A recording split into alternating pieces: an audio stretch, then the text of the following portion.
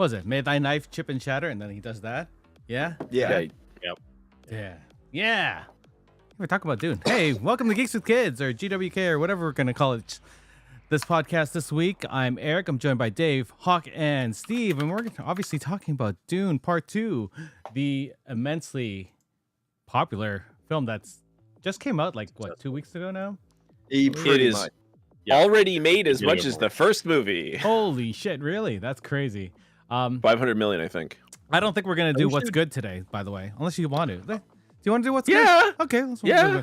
But yeah. So we're obviously gonna talk about Dune Part 2. I'll save Steve for last for what's good. Yeah, let's start with Hawk. Hawk, what's good? I know you just saw Dune 2. You can't use that though. Yeah, I know. Wow. Wow. You really put me on the spot here. So. What is good? Is it Final Fantasy VII? Well, that has been very good for the past 80 hours that I put into it. I'm sure I'm so far behind you now. I haven't played since like Wednesday. I'm still on chapter 9. It's still a lot of fun. I mean, it's been consuming most of my nights, and that it's like I'm back into that phase of video games where I'm just losing track of time, and all of a sudden it's 1 a.m. You're like, I have to be up in 4 hours. Yeah, I have to be up early. I'm an adult. No, Final Fantasy VII Rebirth has just been amazing. It's already, like I said, it's already like if there isn't a better game out there in that this year, then this is definitely number 1. Well, there's one right behind Dave. I know it's a very good game. Democracy. Helldivers, I gotta say, has been producing some of the best little shorts on YouTube, like of any video game. You should play it. I know. I know. He'd be able to if I hadn't been stealing the Geeks with Kids account for the last 3 weeks. That's okay. I've been preoccupied. So Final Fantasy VII Rebirth, that's my good. I have to be honest. Like Rebirth has exceeded my expectations. Like even just the mini games are ridiculously fun. I would just play the card game forever, and I don't like card games in general. So I love this. I love Queen's Blood. It's evolving every time I play it. It's like with there's so much in the way of strategy you can use now with like the advanced cards you're picking up. How do you have your own custom decks now? I have like 6 for different reasons. I know. It's like those starter decks. Like the prearranged decks are pretty good, but yeah, right now I'm trying to take advantage of most of these different cards I'm getting. That can destroy yours and enemy cards and that. And then buff up your other things. Yeah, I love it. I actually ended up making a backwards deck because there's a couple times where you have to play the other way, and you're like, "Fuck, okay, I'll have to think about." That was the last match I played at the Gold Saucer, and I kind of abandoned that part to kind of move forward with the story and the side quests and that. But yes, it puts it actually. It really. I have no idea what you guys are talking about. So that's all being an ass. You're basically this card game is entirely based on you starting from the left side of the board and there's these particular matches at the Gold Saucer that puts you on the right side and your deck is completely useless. You have to reformulate it with a lot of different cards you don't normally use. I will say, even though I have not really played any Final Fantasy, I do enjoy when the mini games that are built into a lot of other games. Generally it's Japanese games, but there was Gwent as well, so I love when there is like a good game within the game. I think that's awesome. Remember Caravan? Brent, Fallout New Vegas. Steve is popcorn. He's the sexy Dune bucket right now. He doesn't have a webcam, so I have to think of something clever every time he shows up. I'll take it. He was the Helldivers 2 guy, like the intro guy last time, which was funny. Nice. Sweet Liberty. Sweet Liberty. Also, familiar. Before I turn over the mic and that, there is one other good thing I'd like to recommend real quick, TV show wise, a show called Mr. In Between from Australia. I've been seeing clips of this. Yeah. They only made it 3 seasons, and that it was the creation of the guy who stars in it is the writer and creator of the show, and that his name's Scott Ryan. And it's a show most Australian name if there ever was one. I know. The show revolves around a man named Ray Shoesmith, who's kind of a mid-level enforcer hitman you know, and also a single parent to a very sweet little girl. I love assassin comedies with these sort of convoluted situations. It's got a little bit of everything, you know. It's fun. That sounds I good. watched Yeah. I watched the first season of Barry a couple of weeks ago, and I finished it, and I went, "Oh, okay." And I have no desire to keep watching. No, I'm the exact opposite. I'm the exact opposite. I ended up watching all of it. After that first season, I was like, "Oh, okay. Is it going to be more of this?" Like, no, you have no idea what's the coming. villain in that was- show. painful. So painful. It's Oh, like- So you good. have Good. no idea, because Dave. it's what is I'm it? the It's exact opposite. I think it's 12 episodes or something like that, and they're like 30 minutes apiece. So it took like 3-4 hours to watch it all. I was like, "Oh, it's not bad." No, It's no, I watched- yeah. Sorry, this is Barry we're talking about. Yeah, maybe I've seen all the best bits though. Is the problem? You know what I mean? Like What? just through osmosis. It's so I good. don't know. I still find it one of the most cerebrally kind of brilliant shows that has been produced in the last Yeah. There's something. Yeah, there's something about the situations and the characters and the acting that just really merge on some level. I have to say, I'm the exact opposite. I ended up watching it. Hawk had recommended it to me, and I ended up watching it on the plane, multiple flights the last couple of years, and it was so painful for me. I actually have not finished it because I'm just like, oh, I can't take any more of it. But it's because it's affecting me so much, right? Nope. So I'm the exact opposite. I haven't watched the last season, but Steve, I watched the last basically the whole last show. season is insane. I know. Don't even tell me, It's- man. I'm cringing just thinking about it because it was like, oh my god, the show is just killing me. There's one point in the final season where we talked about, we did a review of it, and we were Man. all of us were just like, there's no way I ever thought this was gonna happen. Yeah. Oh, And some of the funniest lines. Remember? Did you trick me, Mr. Kusino? oh, I love you. What a Dave's weird like, show. it's so good. You gotta watch it. There seems to be a hole where there's supposed to be a heart here. I think it just doesn't. That's what Ted Lasso was supposed to fill. Yeah, it didn't work either, did it? I was just like, whatever. I'm glad we have this variety of opinions to discuss. It's true. That's what you It's contrarian. good. It's good. It It's is. good. All right, Dave. What's good? All right. Well, let's start with I got new glasses. Hey! Exactly the New same. prescription? Huh? Oh, no. Yeah, updated prescription. Yeah. Yeah. Because I remember I said it a while ago. For 3 months I've had broken glasses, Yeah. so it's been like all contacts. So it's been really annoying. So it's nice to just have things that work. But that cost a lot of money. So what's actually good? Geez, I think I'm just gonna go with Shogun because boy, that show is really, really solid. I did not expect an FX show to go that hard. And Hiroyuki Sanada is just like one of my top 3 favorite actors. He's phenomenal. That's good to hear. And every accolade he's ever gotten, he absolutely deserves. You should, like, if people don't know who I'm talking about, go look him up. He was in The Last Samurai. He was Scorpion in the latest Mortal Kombat. Like, the guy's like The go John Wick 4. Yeah. John Wick 4. He just like unbelievable. Like, and is legit like as close as you can get to like an actor who is like on par with a real samurai. Like, the guy is properly trained, knows his stuff. I was watching some behind the scenes of like, obviously there's fight scenes, right? It's set in 1600 in like feudal Japan, and just like him directing the fight choreography, being like, no, that's not how they fight at that time. He's like, they fight like you got to stab here and blah blah blah. And I'm just like, what? Like what? And everybody wanted to work. Like, they have such an amazing cast because they all want to work with Hiroyuki Sanada. Like he's the Christopher Plummer, like the Michael Caine of Japan. Like, I don't know where you could, like, probably I know, nobody it's better. very hard, but like he is just, this is like that role I think like someone would want to be remembered for, and that him playing Toranaga and that. Yeah. Like, Yeah, it's just- phenomenal. Plot wise, this has been like Game of Thrones level shit, and the way it's been dramatized and presented, like it So is far just behind. so captivating. I know it is so captivating to see it, and then they added like the added element in the show of like John or James, is it John Blackthorne? I can't remember. Yes, John Blackthorne is the character's name. James Clavel was the original author. Yeah.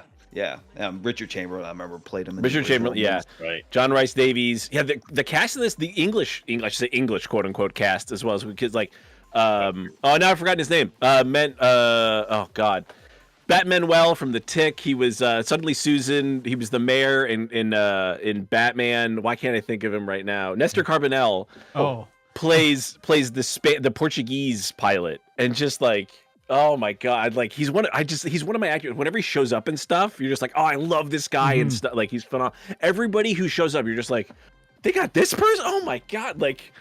Everybody's great. Obviously, if you can't stand subtitles, you're probably not going to like the show because 99% of it's in Japanese, which I thought it's like you're gonna miss crazier. out. I love that. Like this is for like an American audience. It's on FX, right? Which is technically, I guess, Disney now, but it's just like this is HBO level. Like this everything is amazing.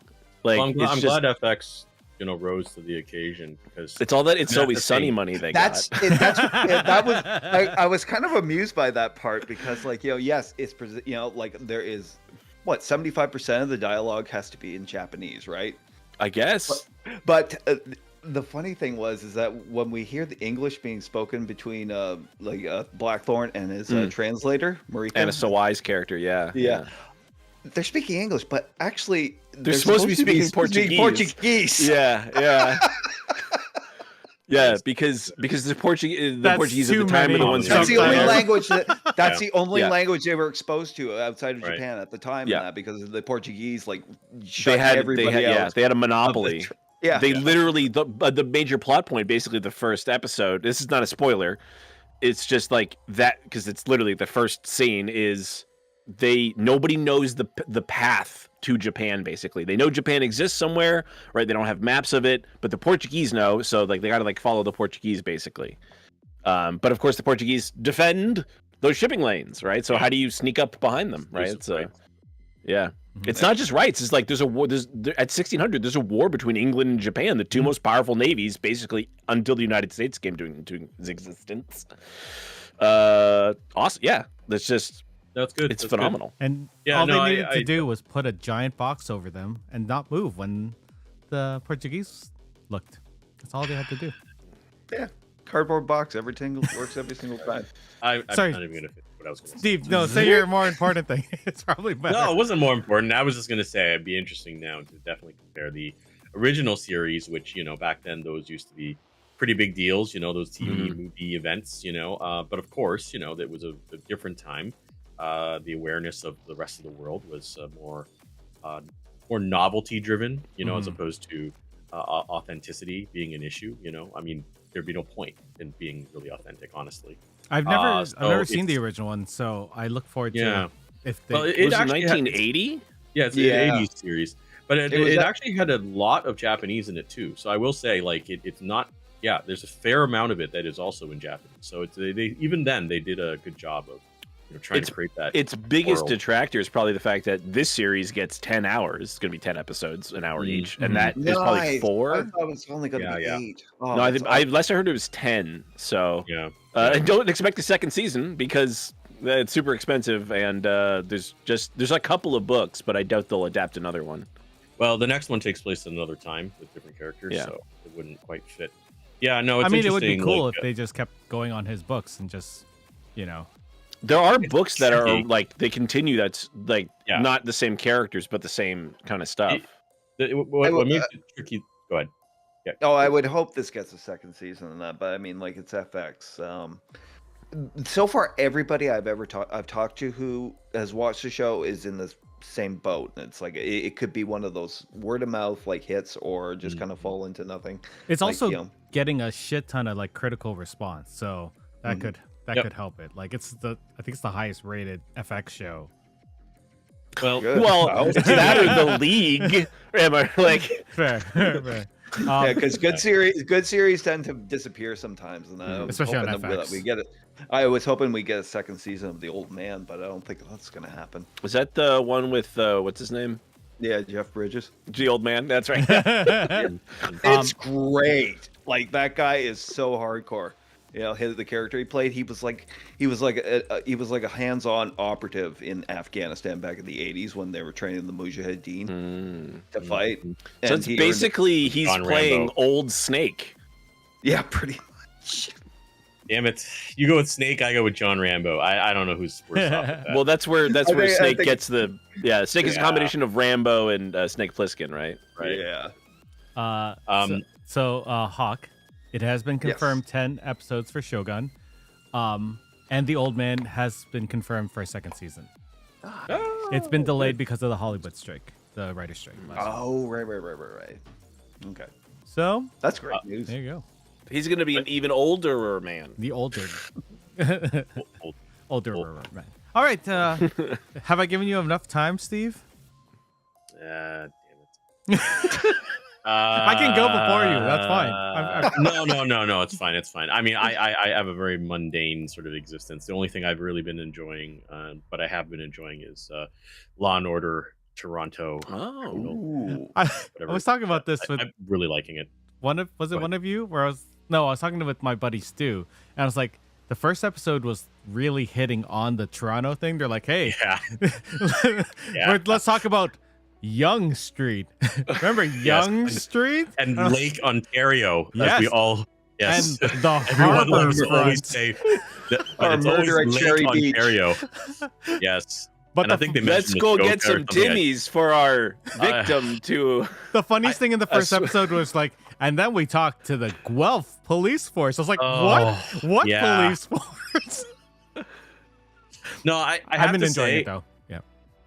that watching, I knew this going in. I was just like, oh my god, like the number of references they're gonna drop, it's just gonna be so painful, right?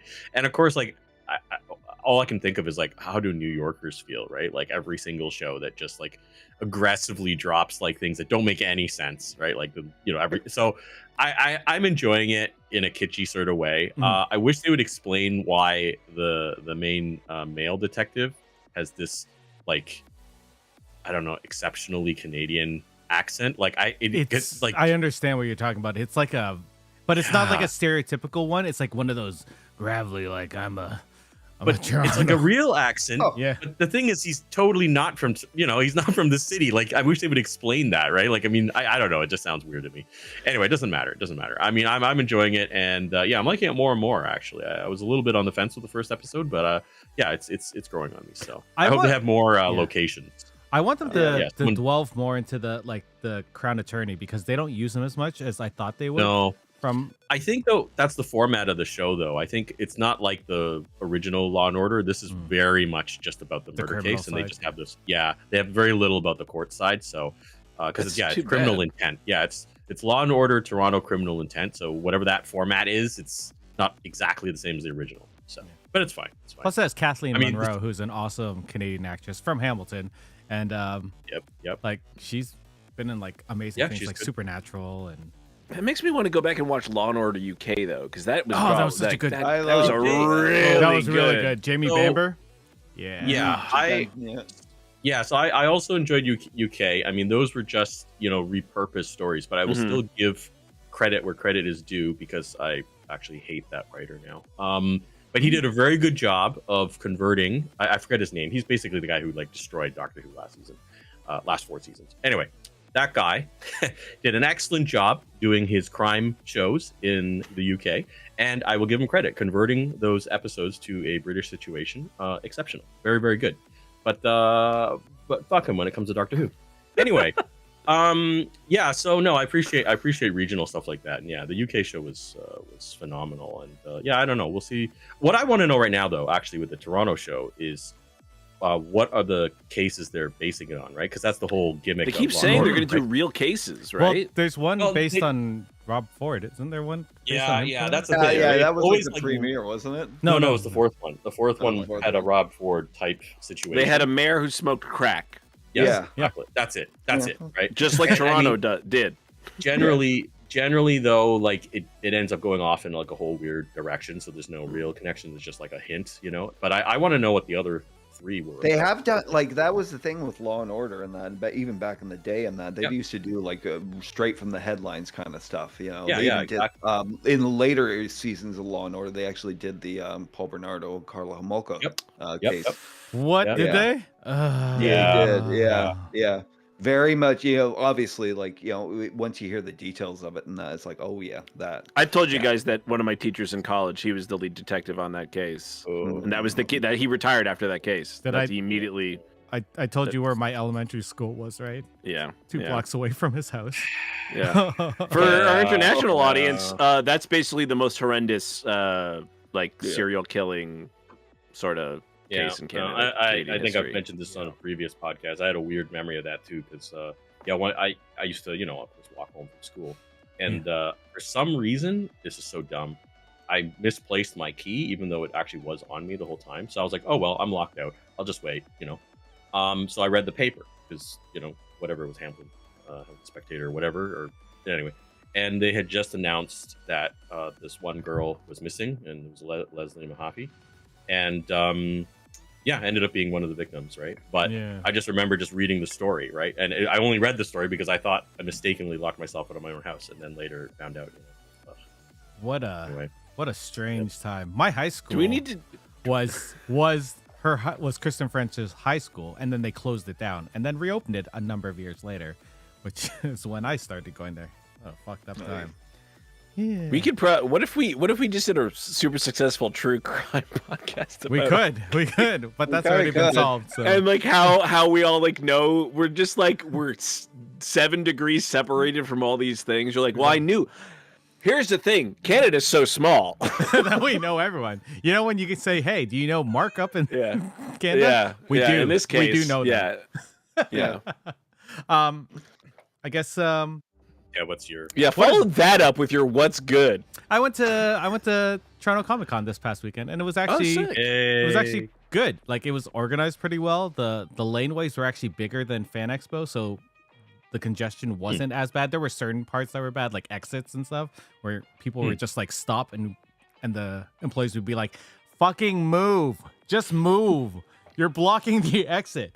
That's funny. The signing area was really quite organized. They had the people yelling at people taking selfies, like they normally do. The handlers you were allowing the selfies? No, they weren't. No, that's why they had people yelling at them. Other than that, like it was fun. The event, the panels are always hit or miss at like these Fan Expo events, at least in Toronto. But the big panels that I went to, the Star Trek one, I went to the Avatar: The Last Airbender one. They were both really well done. The host this year was quite good. He hyped up the crowd really well, and he asked really good questions, and he worked really well. You came away with that with an interesting little memento. Oh yeah. I met the Avatar kids, obviously, and so I got my Blue Spirit mask signed by them. Nice. So, actually, I had not seen the signed version. That's awesome. Yeah, so it's quite cool. Very cool. The look that Gordon Cormio, who plays Aang, he made when he saw it was hilarious. Like, he went and just like, he's like, "Where did you buy this?" I was like, "I made it." He's like, "What the fuck?" Well, he didn't say what the fuck, but he was yeah. He made in front of all those kids.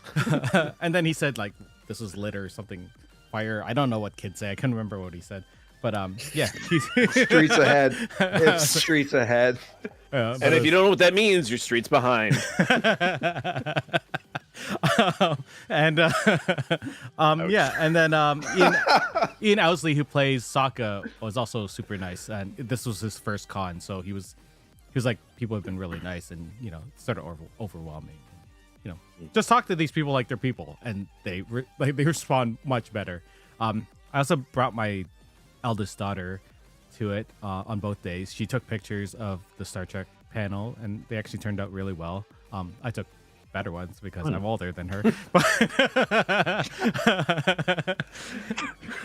But yeah, she also she got to meet Christina Chong, who plays La'an on Strange New Worlds, and she met Ethan Peck, who plays Spock. We didn't go up and meet Anson Mount because I don't know. I know he's. Did I see a picture of you guys with Anson Mountain? We did take a picture together, but she didn't talk to him. She did talk to La'an and Spock, and they were both super nice to her. Oh, that's awesome. They were talking about how Great. they did theater and all this stuff when they were kids, and just keep going at it, and They were talking to you about that. They're like, "Keep yeah, at no, it, Eric." you're too far. You can't do it anymore. Just give it up. But they told Katir, they're like, yeah, you keep going. You'll probably be better. No. Oh, No. Just But let your dad story. put all of his hopes and dreams on your shoulders. you have to want it more, kid. You have to want Yeah, it. you gotta Accurate. work. I don't even like acting, Dad. Well, I was telling them that I tried to get her into theater because I knew she liked to sing and dance for such a long time, but she Yeah. didn't care about it because I liked it so much. And then she saw the musical episode of Strange New Worlds. She's like, I want to do that. And I was like, God damn it, child! I'm trying It's to too late. What do you think? You think you're the chosen one? You can't start at 7. You got to start at 3. So it was a good event. I really like that, and I hope Fan Expo is going to be as good as that this year because you know how much of a clusterfuck Fan Expo can be. Yeah, In August. I haven't been in a long time, but I can relate to that whole business of like the lines not moving and going into themselves. Like Ouroboros was terrible the last time I was there. Made no sense. The Avatar line was for their panel was so long that the that the people that were doing the lines were like, oh shit, we didn't think it would go this long. I was Right. I talked to them. I have a press pass, so I can, just be chill with them. Also, I talk to people like they're people, not objects, like some con goers do. And yeah, I'm they're a like, fucking we did nerd not think. I'm glad they used the big room for them because last year at Fan Expo, they used the small room for the Strange New Worlds people. Mm-hmm. I think I remember that. And people were like, they had to turn people away because people were already on the walls, and they're just like, Right. why would you do this? It's the one advantage that Toronto has over many other conventions is that we actually have the room, we have the space because the convention center is so huge, and they only ever use half of it. And that San Diego, like they've got no space, right? Like that's Everything is off. So, yeah, it's like somewhere else. Yeah, it's split out. It's spilled out into the street. Whereas our convention center is actually still quite sustainable. Like so. Anyway, It's like 3.5 stories. It's huge.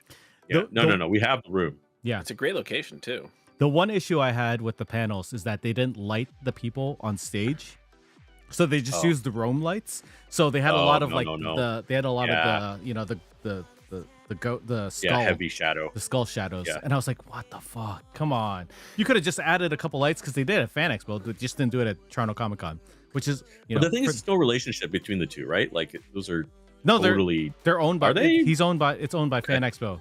So okay. they I run both. thought it was a different. Okay. Who knows? Well, maybe the organizing people are different, but it's owned by the company, something like that, because it's all Fan Expo logos everywhere.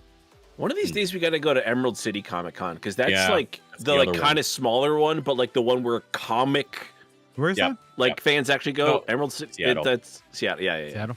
I would love to go there. I remember seeing a list many years ago, and that's what surprised me is that the three biggest cons were San Diego, Emerald, and Toronto. Really? And I was like, oh, really? I had I no thought idea. Dragon Con would be one of the top 3. Well, I think maybe it was maybe they were like leaning into the comic book thing. Technically, Fan Expo technically counts, Mhm. So yes, that's true. Gen Con and Dragon Con should be bigger, but I don't know.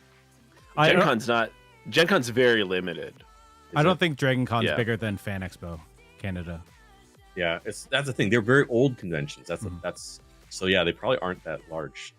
Again, we have the room. Dragon Con is fun though. It's a giant party the whole time. So I do. Yeah, I really want to go to a gaming convention. I have been to one Gen Con, and I would like to go again. Has anyone gone to a PAX? I would love to try that too. I used to love the idea of going to Gen Con, PAX, GaryCon, like stuff like that. And I've been to Fan Expo twice. And EGLX. Speaking of EGLX, I just happened across the YouTube page. I'm on the thumbnail.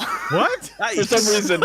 I was at that con. I was there for all of 2 hours. That's why I'm on the podcast. I think we talked about this before. Yes. Basically, I ran into Eric and Steve, and we're like, we First should time do I a met D&D game on Twitch and be on the podcast. And then I ran off and did a bunch of other crazy shit. But yeah, I was just like, I'm like, what the hell? And because I saw James and Elise Willems, and I'm like, well, I know I talked to them, and I was on the show with them. And then I'm like, I'm in the thumbnail. Why am I in the thumbnail? What the hell? Get us tickets, man. That's hilarious. That's funny. By the way, I have a. Well, you guys had press. I have a for girl that. for our D&D game, so we can start soon. You know, Hawk, we could use a fifth. Yeah. We don't play for super long at nights too. No. We don't play at all Sometimes. right now for long stretches of time. Do it, Hawk. Oh, man. Maybe. He's. We'll convince him. He's Anyway, we've been talking for like an hour. No, and we haven't talked about Dune. So let's talk about You Dune. gotta want to go to a con is Yeah. the thing. Is there got to be stuff you want to do there? Yes. Yeah, for sure. sure. You got to look it up, and you gotta be inspired. You got to be prepared. You can't go and be like, well, I wonder what's on the fucking schedule today. Oh yeah, no, the prep thing. Yeah, no. When I got to go to the San Diego Comic Con, I looked into some articles on like things to do ahead of time, and I'm so glad. You got to bring your own poster tube. You can have comfortable shoes, all this sort of stuff. It's for real. There's a Fire. backpack I saw that has a chair as part of it. And I was Nice. like, do I get Yeah, that? yeah. I'm like, I'm not a fan expo. That's not big enough for that. But anyway, Yeah. Speaking of not having chairs, Dune. Dune. That's because they sit on the sand, and we see that at the beginning right. of this movie. Worst transition ever. That was not that bad. Really, it was bad. Yeah, that was a terrible segue. It wasn't. I don't- Anyway, I do that. Dune Part 2 Fine. was released on March 1st, 2024. It's the sequel to the original Dune Part 1. I guess it was just called Dune. Original Dune Part 1. No, at least the one that came out on October 22nd, 2021. Directed by Denis Villeneuve. Denis Villeneuve. Denis Villeneuve, the Denis Canadian Villeneuve. amazing director who did Arrival. Auteur. Auteur. Yeah. He's a director. He can say that too. What else has he done other than Arrival? Oh, come on. Like, Blade Runner. Blade Runner. Let's Hold on, say his hold on. good movies and not his bad Prisoner. movies. Hold on. Prisoners is unbelievable. Unbelievable. He did- I love Prisoners. He did Fine, Sicario, right? Sicario, probably his best movie. That's the only One ones of I the know. Arrival, we know. Rival's huge. Arrival, yeah. Yep. Blade Runner 2049. 49. Like I I like don't that know movie why a lot. that I don't know why that film's box office release didn't match its quality. I'm not Because, sure like, why it exists. Oh, you're one of those Oh, people. Rob. How did a movie that didn't make any money get a sequel 30 years later? like the most influential sci-fi cult hit of like the 80s. You mean in the 80s? Okay, Yeah. okay. Because you're about to say ever, and I was like, Alien? No, okay. Just because, Enemy, If the thing, which I don't know. if the thing didn't do well, why would the thing all right. 2011 or whatever do well? If the Let's get. Anyway, we talked Jeez, about The this. Wizard of There's Oz. a lot of places that make me itch. Let's just get away from this. Anyway, Okay. we're Dune. continuing on Dune Part 2. It just got released a little while ago and is made gangbusters money. We're going to do some initial reactions, some non-spoiler versions, so that the people who haven't seen the movie and have stayed 45 minutes after us talking about conventions and stuff want to still listen to what Dune. I am a sandworm bucket. And You so are a that sandworm only- bucket. Speaking of, that is the weirdest popcorn bucket. I don't know. Has anyone else gotten the Dune bucket? No, they were no, sold I out went- immediately. I went on the first fucking day, and they were like, "No, they're all gone." I'm like, "Fuck!" I went on the first People day and I wanna was like, fuck I those have to get it. buckets. I was like, just put lots of butter Exactly. in it, no popcorn. I'm pissed off. Anyways, so I want to know what you thought of the film. Initial reactions. Wait. You know what? Before that, the anticipation for this film is really high. Did you have really high expectations going into the film? Like even higher than going into the first movie? Let's start with Steve. I didn't know what to expect from the first movie, although based on Villeneuve's other work, because I quite liked Blade Runner, at least from the perspective that I felt he carried the property very well. Like taking something that, a lot of people say, you can't do a remake or you can't do an extension 40 years later, you'll fuck it up. And I'm like, I don't know. And then he pulled it off as far as I'm concerned. So yeah, I was pretty excited because we haven't had like a nice, cool, like well put together Dune in a long time. So yeah, so for the first movie, I was kind of excited, and I'll say leaving that movie, my opinion right away was like, yeah, you know what, you don't make them like this anymore. Not since Lord of the Rings have I really enjoyed. Well, no, but think about it, right? No. I'm not That is throwing good. that out. That's an apt It's- comparison. There hasn't been a movie that had the world building and the experience and immersion since, in my opinion, Lord of the Rings, at least leaving the theater, right? I mean, there's great I agree. movies in between, but yeah, there's just something that has been missing for a while. So, Yeah, that being the case, I'm going to agree with you on that, because when I saw the first Lord of the Rings, the Fellowship of the Ring in 2001, I want to say it came out, leaving that theater, it made me think about how people felt after they saw the first Star Wars in 1977. Yes. I Like agree. you get that same feeling, like, oh my God, I've never felt and experienced something like this. Feeling this world, being built. Yeah, Right? yeah. I think that's perfect. I think that's the perfect example. Absolutely. No, I agree. And it was like, that was something I was like, wow, this was good. So sorry, I forget the second half. How were your expectations into the The second one? Yeah. Yeah. No, I think so. Yeah. No, I yes. They're very high. Yeah. Yes, because of the first movie, Well, same quality. I think. Well, okay. I think we're all gonna have a slightly different opinion on where we were going in, and then how we went into the second one. Yeah. I was really happy with where Villeneuve took us in the first film, and I was going to welcome where he would take us in the second one. And I actually did not have any huge expectations, but I was counting the days to go see it. So I don't know what that says. That's a good answer. There. Yeah. All right, Hawk. So Maybe the the questions are. I know. Who are you, and what are you doing in my house? Expectations going into the first movie, and did you have high expectations for the second movie after seeing the first? I one? had more high expectations going in as a Denis Villeneuve fan over being a fan of the series Dune. Just full confession in that I've only read half the book. I never got to the back end of it and that. And before this, my main exposure to the franchise was David Lynch's 83 version. Fair. 84. Yeah. So good. Was it 84? I thought it was 84. I'm pretty sure. Yeah. I've been looking at that a lot, to be fair. Yeah, it's 84. Yeah. His compromise version where he made a lot of changes and that people did not like. But part of it I always still admired that just for certain looks and aesthetics that he managed to bring to it and that before the money ran out. Yeah, he had a good crew. Yeah, he did have a good crew.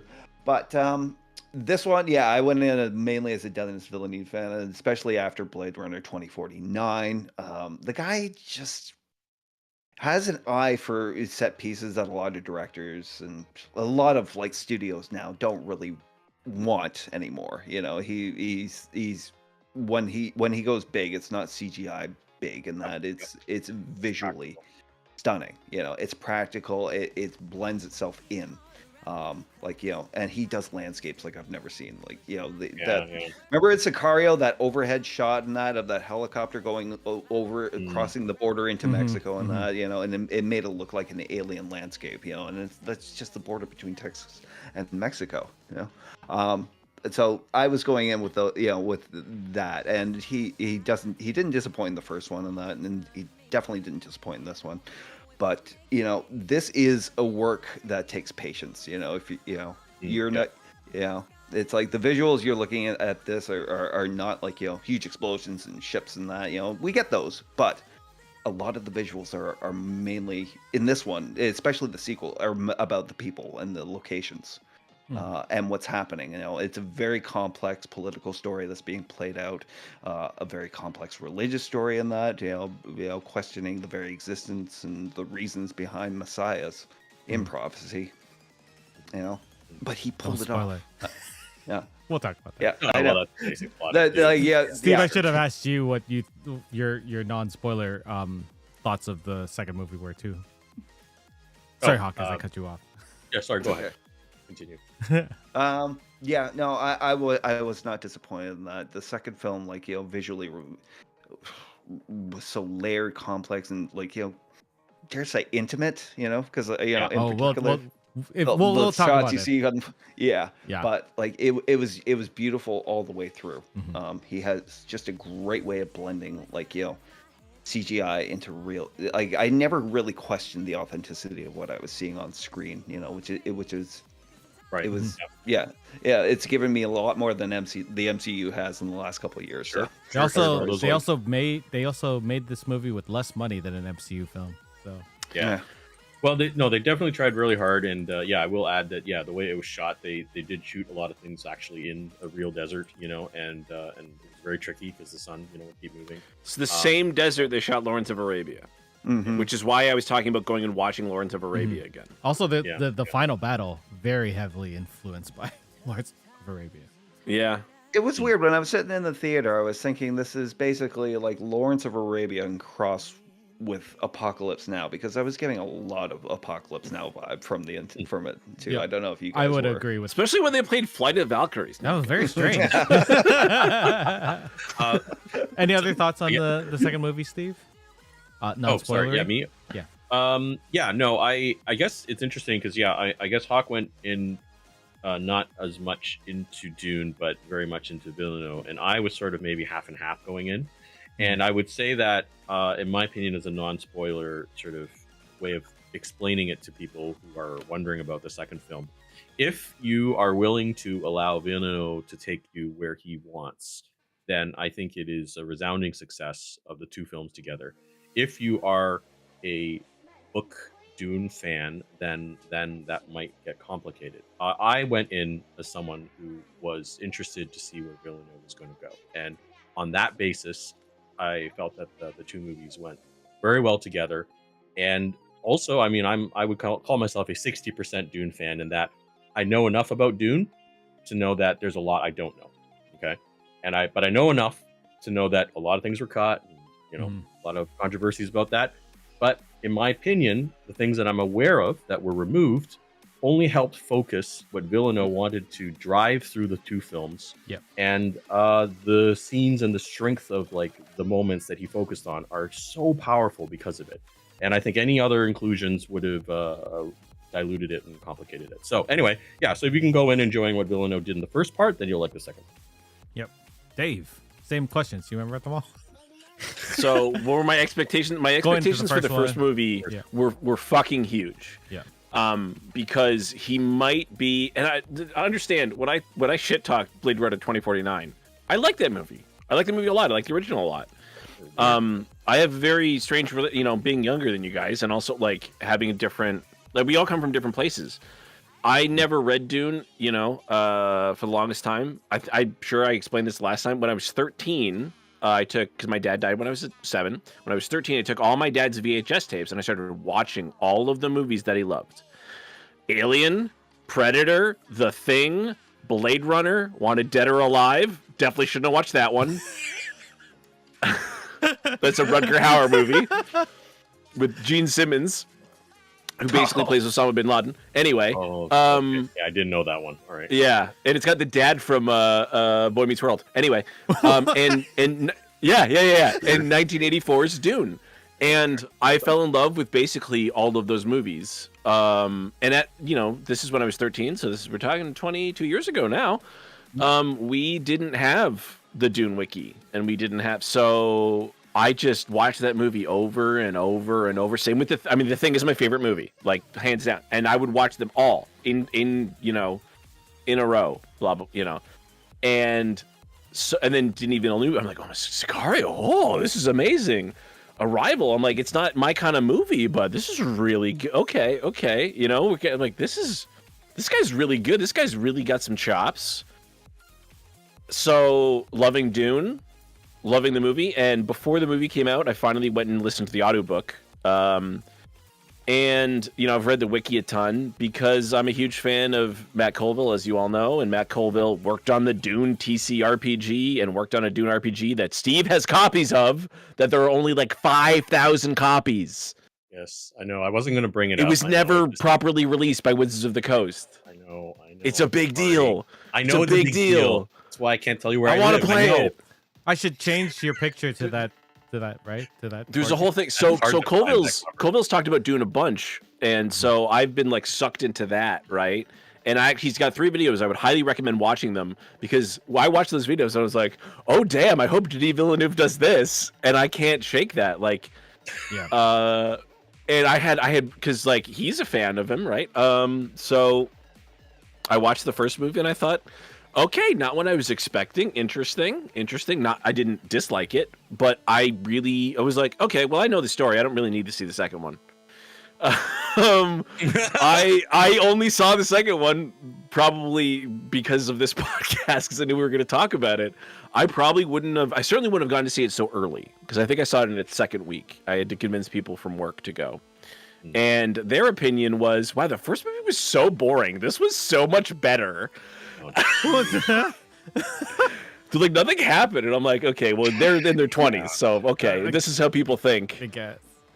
Wow. And so yeah, because I'm probably the biggest Dune like universe I think fan. I know probably the most. Like, being like I look at this from a different perspective as like a world builder and a GM. Like Dune is so influential, and it borrows from so many other things before it.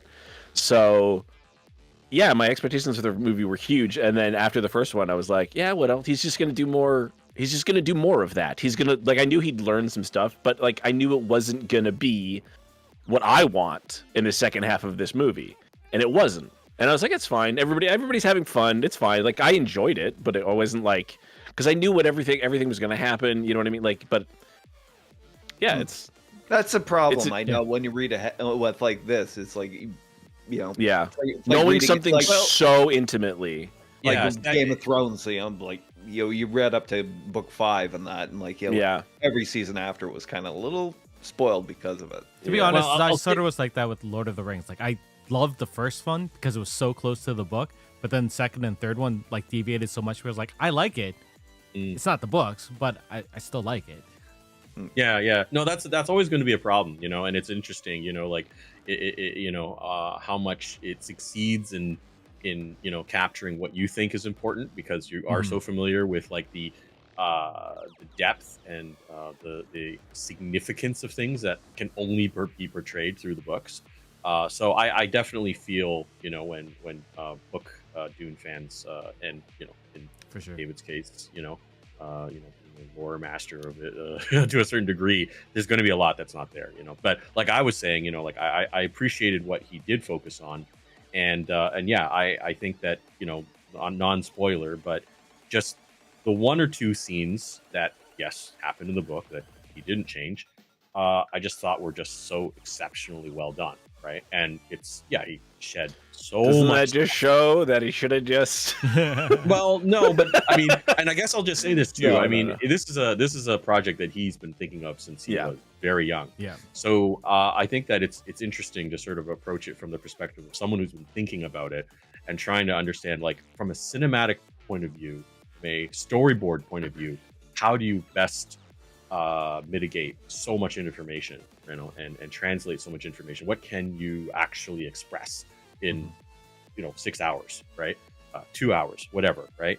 And I'll also say, like in his defense, hopefully, if he gets to make more movies, the changes that were made, because there were some, will end up being something that is valuable from the perspective of the series of books. Because I think that right now everyone's going, it's not exactly like the first book, and that's fine, except that even Herbert, when he wrote the first book, I don't think had everything planned out, right?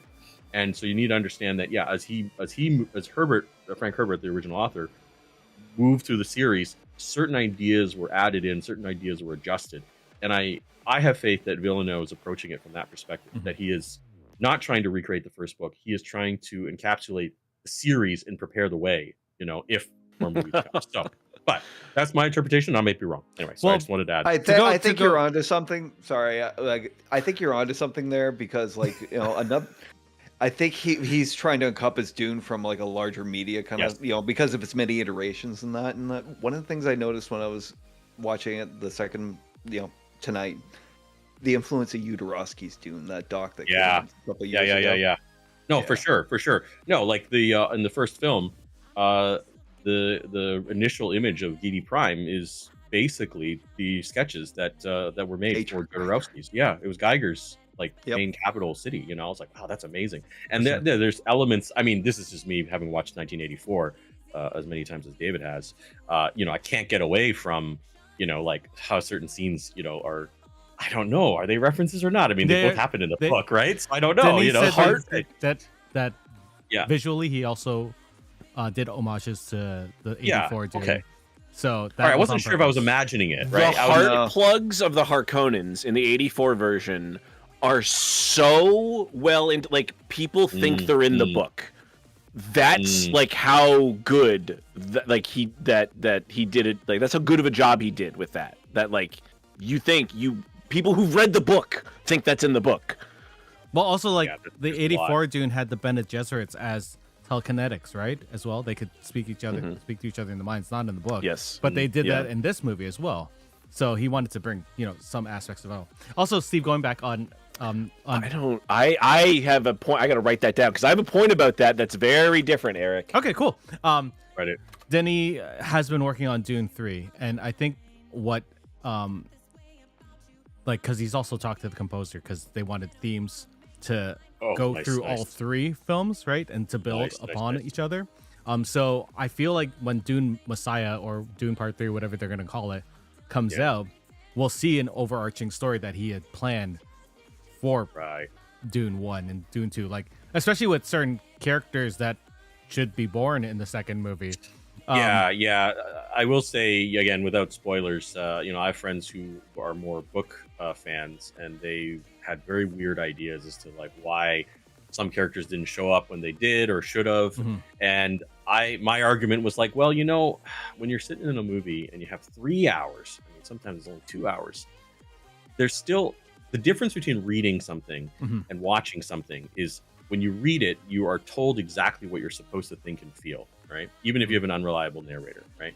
When you watch something, there still is a process of interpretation, right? And so any character, a child, occupies some space and some energy, right? And some memory, right? So like you got to reduce it down, right? You can't have everybody, right? And so that's my argument anyway. I mean, they're like, no, they totally could have done it, right? I'm like, I don't know, maybe, yeah, but right. I'll give you an example in that, like going back to Game of Thrones and that. From the books, there was a lot of backstory about Tywin after he dies. One of my favorite stories was about him hunting Robert during the rebellion. Rob was on the run. Tywin was after him. And it's a story being told to Jaime from one of his aunts, after Tywin passed. And it was basically Robert was hiding house to house in this village. And Tywin just burned the entire village down to find him. I mean, it gives good character towards Tywin that you never get in the... You'll never get it in the show, though, because I still can't believe that wasn't the prequel they made. Like, show us Robert's Rebellion. That would be amazing. That's the show people want to see. Yeah. Well, yeah. Anyway. Sorry. Yeah, what were your expectations? Oh, my expectations? I read the book as a teenager as well. And, it's one of those books it's sort of a staple for most sci-fi nerds, right? I loved it. I'm not obsessed with it. Like I was also reading like Heir of the Empire. Sorry, Hawk. I know you. Which you were obsessed with. I was, and Shadows of the Empire and all that stuff at that Chewbacca, time. no! There were so many Star Wars books in the '90s that was just like, okay, I'm gonna read all of them, I guess. A lot of them were good too. So yeah, exactly, and they should have used them. But Eric, it's not like they. Sorry, we're gonna piss off Steve. No, moving on. Move on. Anyway, so I watched the '84 Dune after I read the book, and I was like, okay, it's weird and cool, and I like Sting, and I like Captain Picard. So Atomics. So it was cool. It was very trippy. I hadn't started doing drugs at that point, so I don't think I fully got it at that point. ASMR was born with the first Dune. That was weird.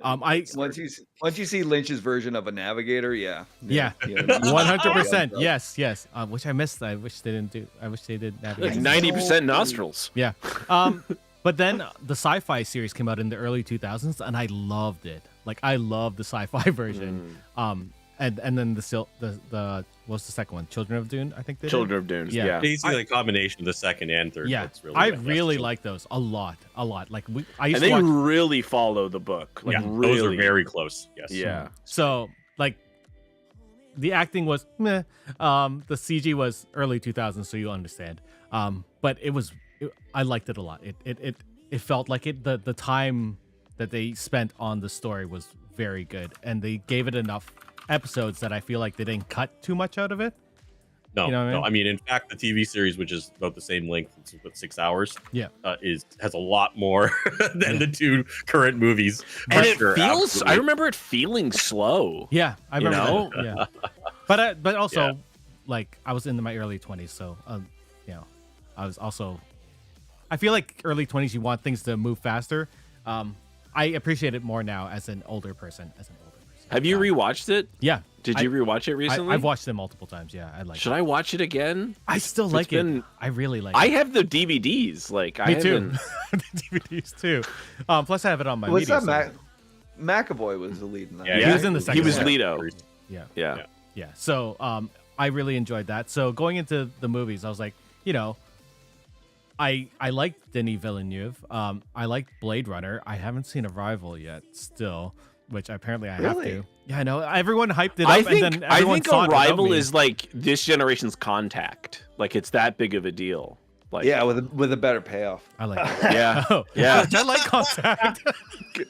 My dad's an alien? Yeah. No, that's not what they're saying. That pissed me off. I was in the theater. That pissed me off so much. I have was like, not actually seen Contact, and I only know the South Park joke about it, so it all lines up. It's really funny. Oh no! So expectations were high, just at least Yeah. visually, and I really liked the story.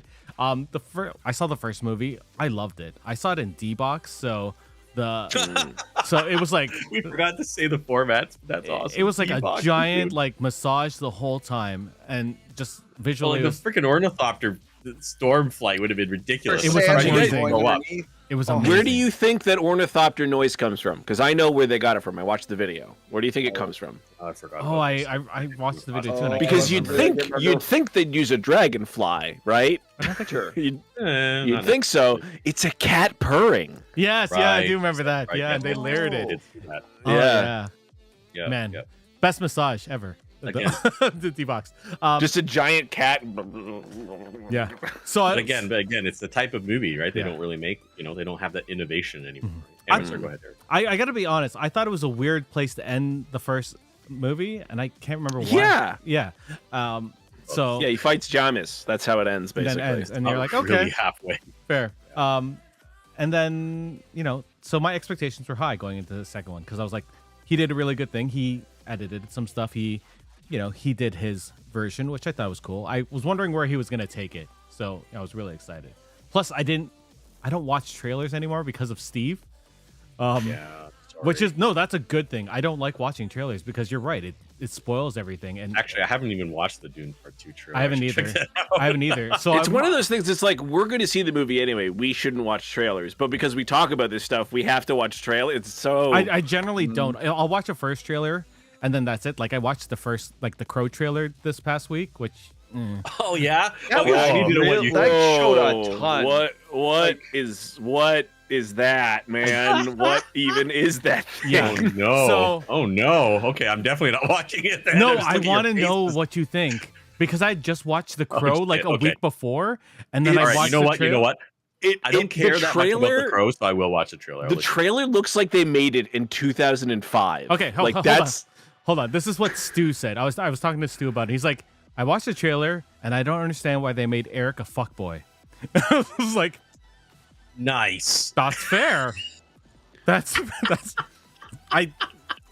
Yeah, I feel sure. like I need to watch it now. I like almost, Bill but- Skarsgård, so I'm gonna watch it, but I don't know if I'm gonna not. enjoy it. Well, I'll go to like a Tuesday movie for it. Anyway, I saw Dune Part 2 Me too. in D-Box. And You did it again. spoiler review. It was. Oh, should we get into spoilers? No, Should we get- is that what you not just spoiler said? review. Oh, okay. Okay. I enjoyed it. I like the way. It was all right. I like where he took this. And I like Yeah. the messaging that he did behind it. So let's go into the spoiler. review. Wait, real quick. What Yep. formats did everybody see? Yeah, fair. So- IMAX. IMAX. Yeah, nice. But not I- true IMAX. Yeah. You saw it in like Digital IMAX. Digital IMAX. Yeah. Yeah. Yeah, I did actually make it to the 70 millimeter. Oh, you son of a Oh bitch. my god, this fucking guy. I want to still Sorry. do that. I tried to convince it's people to only go playing to. in Bonn.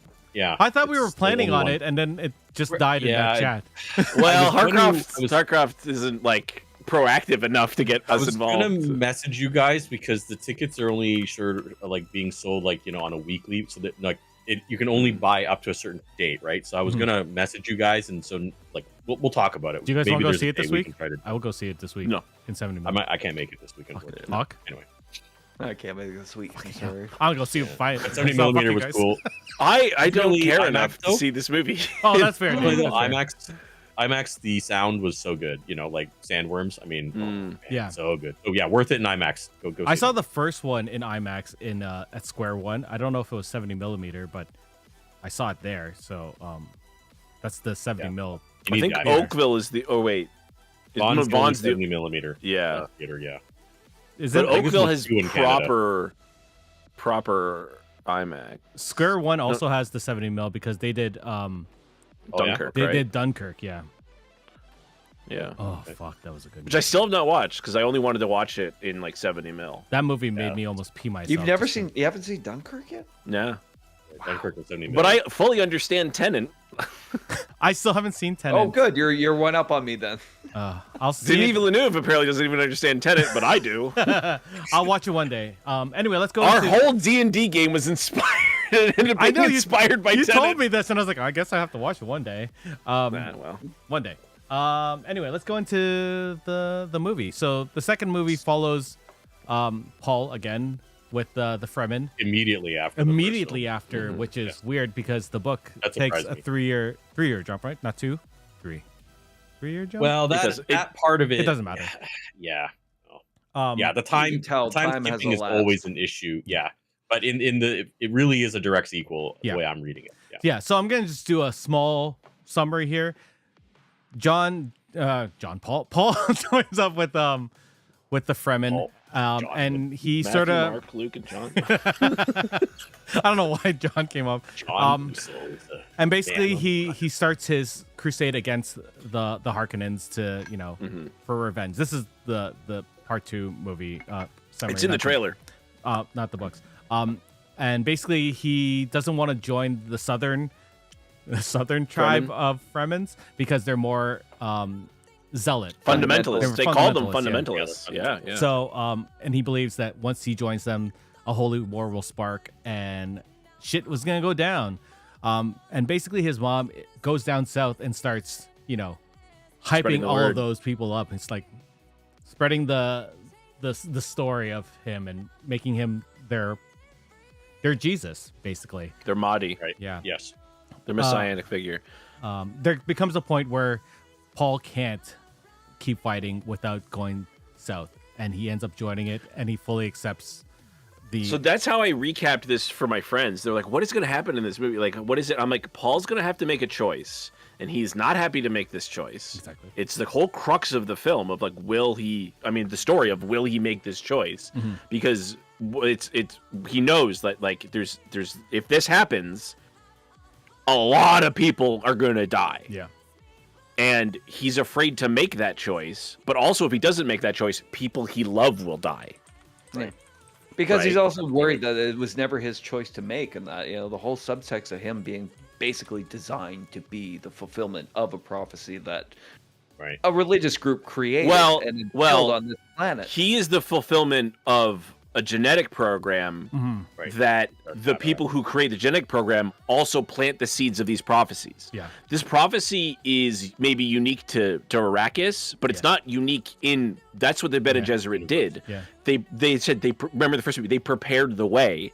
So when Jessica gets here, and I think this is lost. I think this is something that like they didn't explain well enough for people because nobody knows what the fuck I'm talking about. Where the Bene Gesserit put these seeds on planets, so if you get in trouble, this is here for you. Yeah. Yeah, you can Yeah, they- utilize it. To get The movie. Paul just also happens to be the Kwisatz Haderach. Like that's the big. It's like these two things culminate. Yeah. The movie just basically makes it seem like this is the only planet where they've done that, and then they have a backup plan with his cousin, which is sort of And another backup plan that they didn't show, they filmed but didn't show. Did they? Well, Count Fenring was filmed Oh, and they actually cast, have- and then they Oh, cut it. wow. Yeah, didn't he cut it? Oh, damn! I did not know. no. To be honest, let- that's me- too much. That's too much. I don't think you need another failed Kwisatz Haderach. I think it's fine. Depends on the story you want to tell, right? Yeah. No. I mean, it's true. If you have 3, then you understand the scale of the Of the program. Yeah, the I think this program. movie is it's very intimate. It's super intimate in all these things. Anyway, so Paul drinks the water of life, and he dies and then Chani brings him back. This is a new thing that they add in this version. That was a little sketchy. I will. It was, but you know, they changed a lot of her story, which because we didn't have enough reasons for him to be the Lisan al Gaib. It's true, and to make Stilgar kind of a joke. Like he was very people laughed. Yeah, people laughed. I will say though, his comedic timing was needed though. Honestly. It's good, but it's also like this is the best warrior on this planet other than Paul. But also now you're getting into Dune lore weeds, I think. But I and feel the like, leader of an entire siege. I feel like we should talk about the religious zealots, like how the people that fully believe and just like blindly believe. We'll talk about that in a bit because that's I feel like is the crux of this story, at least the story that Denis wanted to tell. So Paul drinks the water of life, dies, comes back, fully embraces his Messiah thing. He doesn't. Well, it transforms him. It transforms him. Like he doesn't. He sees the future, because the past, and multiple. He sees everything now. Yeah. Because he just had glimpses before, but now he's unlocked his full power, and he genuinely, and he's like, yeah, that's why he's like, there's only a sliver to get through. It's 5% Otherwise, chance. This is what happens to Doctor Strange. If Doctor Strange, just fucking loses it.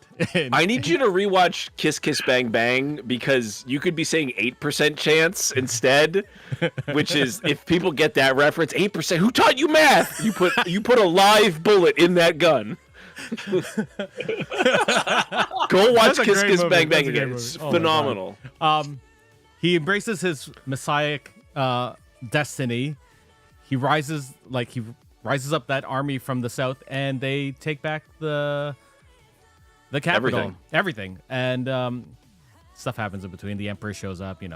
There's a lot of in between details, but this is the basic premise. And there's just a couple of things. His family lineage is not what you think it is. And... Oh my god! Also, what's different at the ending is the other houses don't accept that he becomes the Emperor, and he starts this sort of war. Yeah, that's been part of the story the whole time. I feel like they sort of did, but they fought them. That's the jihad. Yeah. Some people accept it, some people don't. I had a friend at the theater go, "Why did he have to marry her if they're just going to fight anyway?" And I go, "Well, it lends him legitimacy. It does because some people won't fight." He goes, "Well, they didn't say that." And I'm like, "I know they didn't say it, but like." I think what I thought is that all the houses just were like, no, and instead of some of the houses coming back, it just felt like they all were like, "No, fuck this guy." For the next movie, yeah. I mean. There's no time to get into the other houses, right? So yeah, I think it was. Well, there's only 3 that matter in the books. That's why there's 3 books named after each of those houses. Anyway, and that's wait. Are we talking about those ridiculous books? That How dare you? I love the Butlerian Jihad trilogy. That's so phenomenal. Go read them. Go read them. Yeah. They're really good. I read some of those early books, and I'm like, yeah, no. I named a D&D character Vorian after the first Atreides, so fine. That's fine. But he's technically the bad guy. Even though I'm a 60% Dune fan, I don't include those in my 60%. I feel like I can also call myself a 60% Dune fan because I like the first book and I like the second book, but I think I sort of stray off after. Yeah, I like all of it. Yeah. Give me all the weirdness. Prequel books? No. Yeah. I've read them, but I don't remember them, to be honest. So what do we think of the streamlined second version of the story? Hawk, did you read the books when you were growing up? No, I didn't read you stopped halfway through, right? Hawk only learned to read 2 years ago. That's pretty fucked up to ask. I'm sorry. I'm going to start with you. Literacy's been an issue. I'm going to start with you, Hawk, because if you ended off halfway through the book, you probably ended around where the first movie ended, right? Pretty much. When I finished off, where I left off was basically Paul and Jessica going through the desert, and eventually finding the Fremen. I was well into the story of the first movie, right? Because it followed exactly where I'd left off, and so I wasn't, except for the killing of Jamis at the end. Yeah. That happened slightly into the next half, so yeah, that you hadn't quite made, so that's good. No, I enjoyed the way it left off and that, and especially what it hinted at in that, as far with Paul and that. As you said, he's only getting glimpses in that, because he's basically been activated by being on the planet and that, and exposed to spice for basically the first time in his life. Exactly. Yeah, and he doesn't know what these visions mean and that. And the visions are, as he finds out, aren't 100% true. They're only half truths that he's seeing. So basically, like alternate timelines of what could happen and that. He thought he was going to learn the ways of the desert from Jamis, being, because we see him and the actor playing him, Babs. Well, yeah. He's the doctor from Strange New Worlds. yeah. Babs Olu. I'm gonna butcher his last name. But Yeah, do it. Go ahead. No. Babs. It's a tough one. I think it was Ola Samokin. Ola Samokin. Yeah, you're right. You got it. Yeah. So, but he actually, in the weird way he did, because he took his life in that, which was a way of him entering into Fremen culture and that, and it's like he had to really unlearn everything he knew in that. Like when he tried to refuse the fight and just tried to not take him out, he was actually insulting them and insulting him too. And so I think like I said, I love the way the first movie ended. This was the second part was more difficult to me. There was a lot for me to unpack with it, everything that was going on. And that was our first introduction to the Emperor and his daughter. And I was a little I don't know if Christopher Walken was my first choice of casting for the Emperor. Yeah, so I agree with that. I'm glad his role was very minimal. Now, do you know whether or not he actually got that role because of that Fat Boy Slim video he did all those years ago, or is there an actual legitimate reason? I think Denis just had an idea of Christopher Walken would so powerful, he'd be great as the Emperor, but he seems so weak. Yeah, he doesn't really do much in this movie. Was it Oded Ferrer who played in the '84 Dune? Who was Jose Ferrer. He nailed the Emperor. He's not too old. He's not too young. He's strong. He's commanding.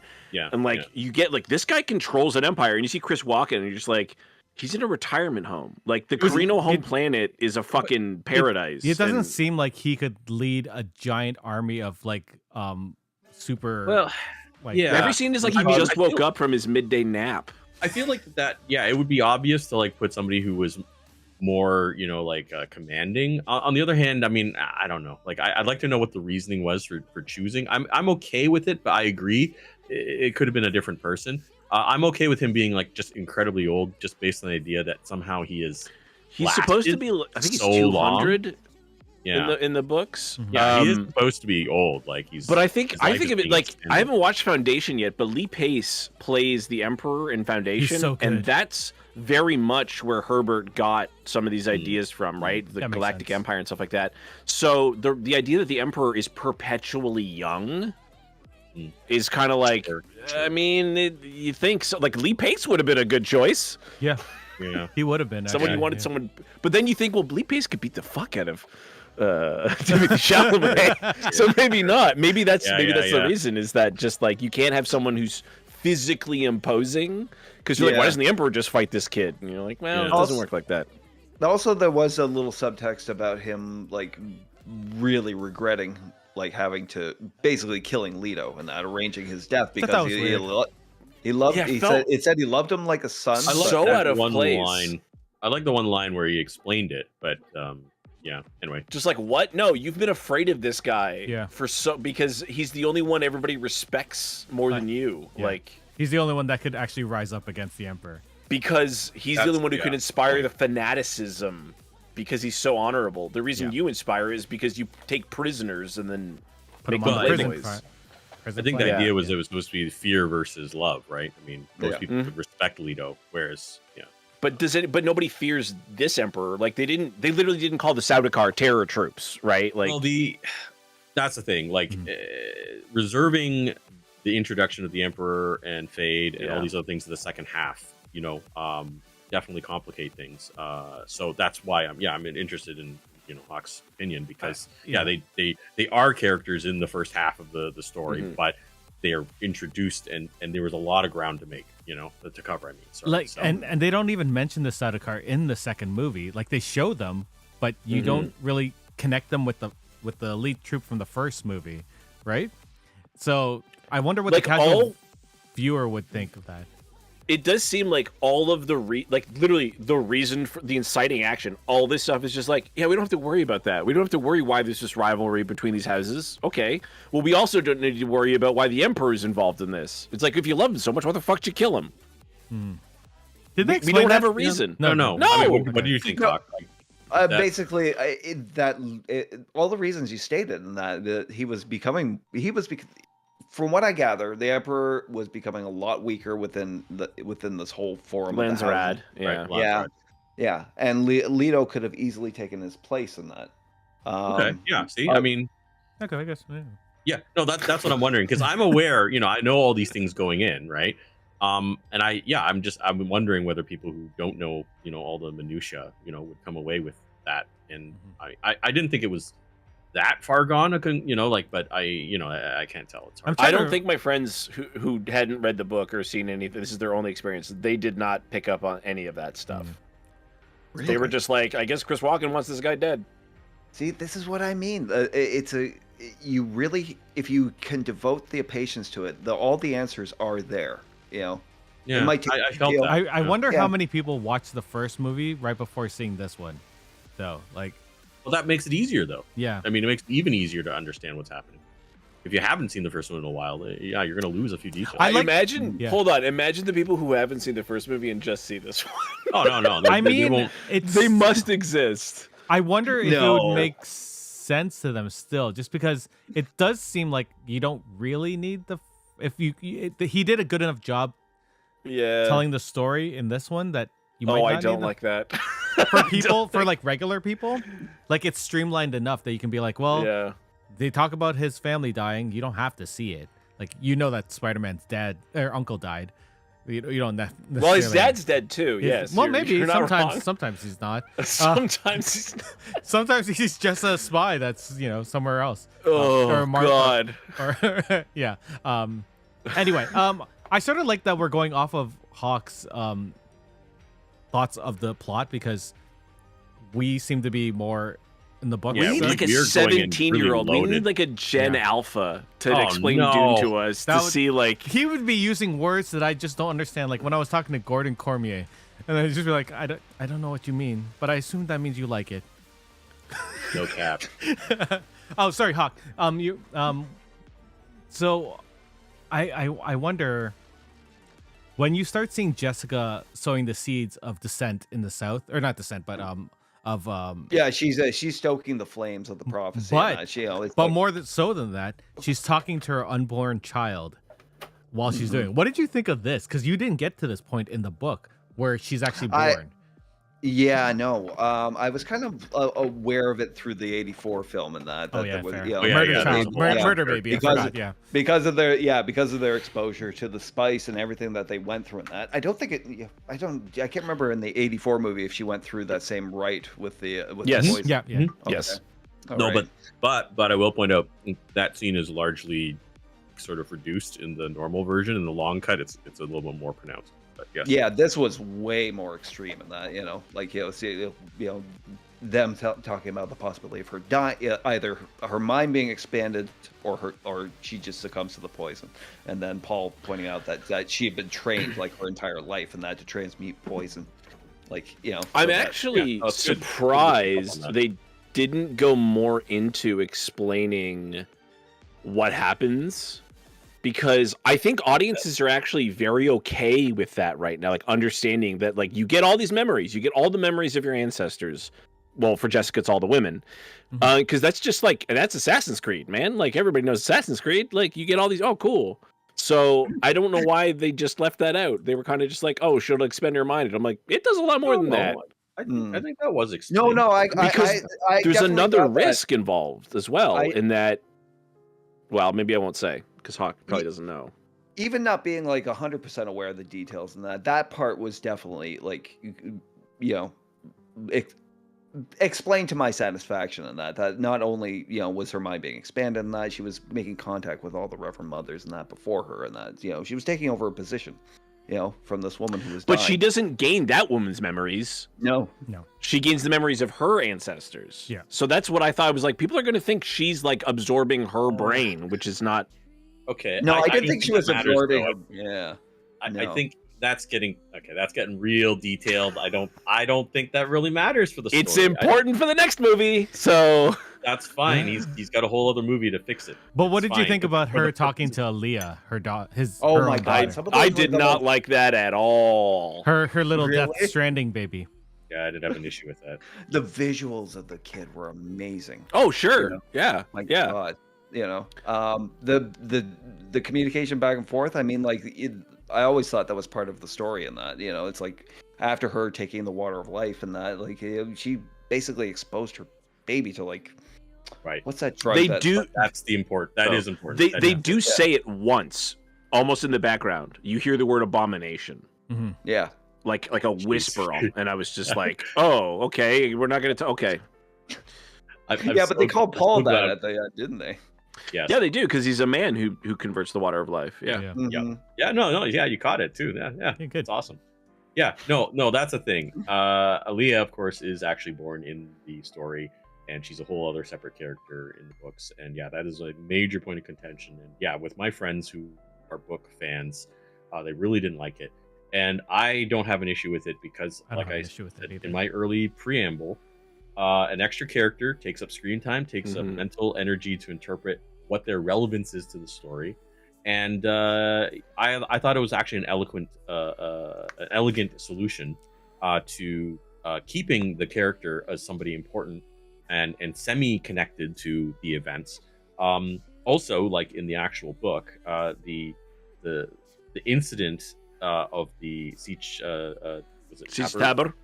being blown up is not actually really the way it goes in the book.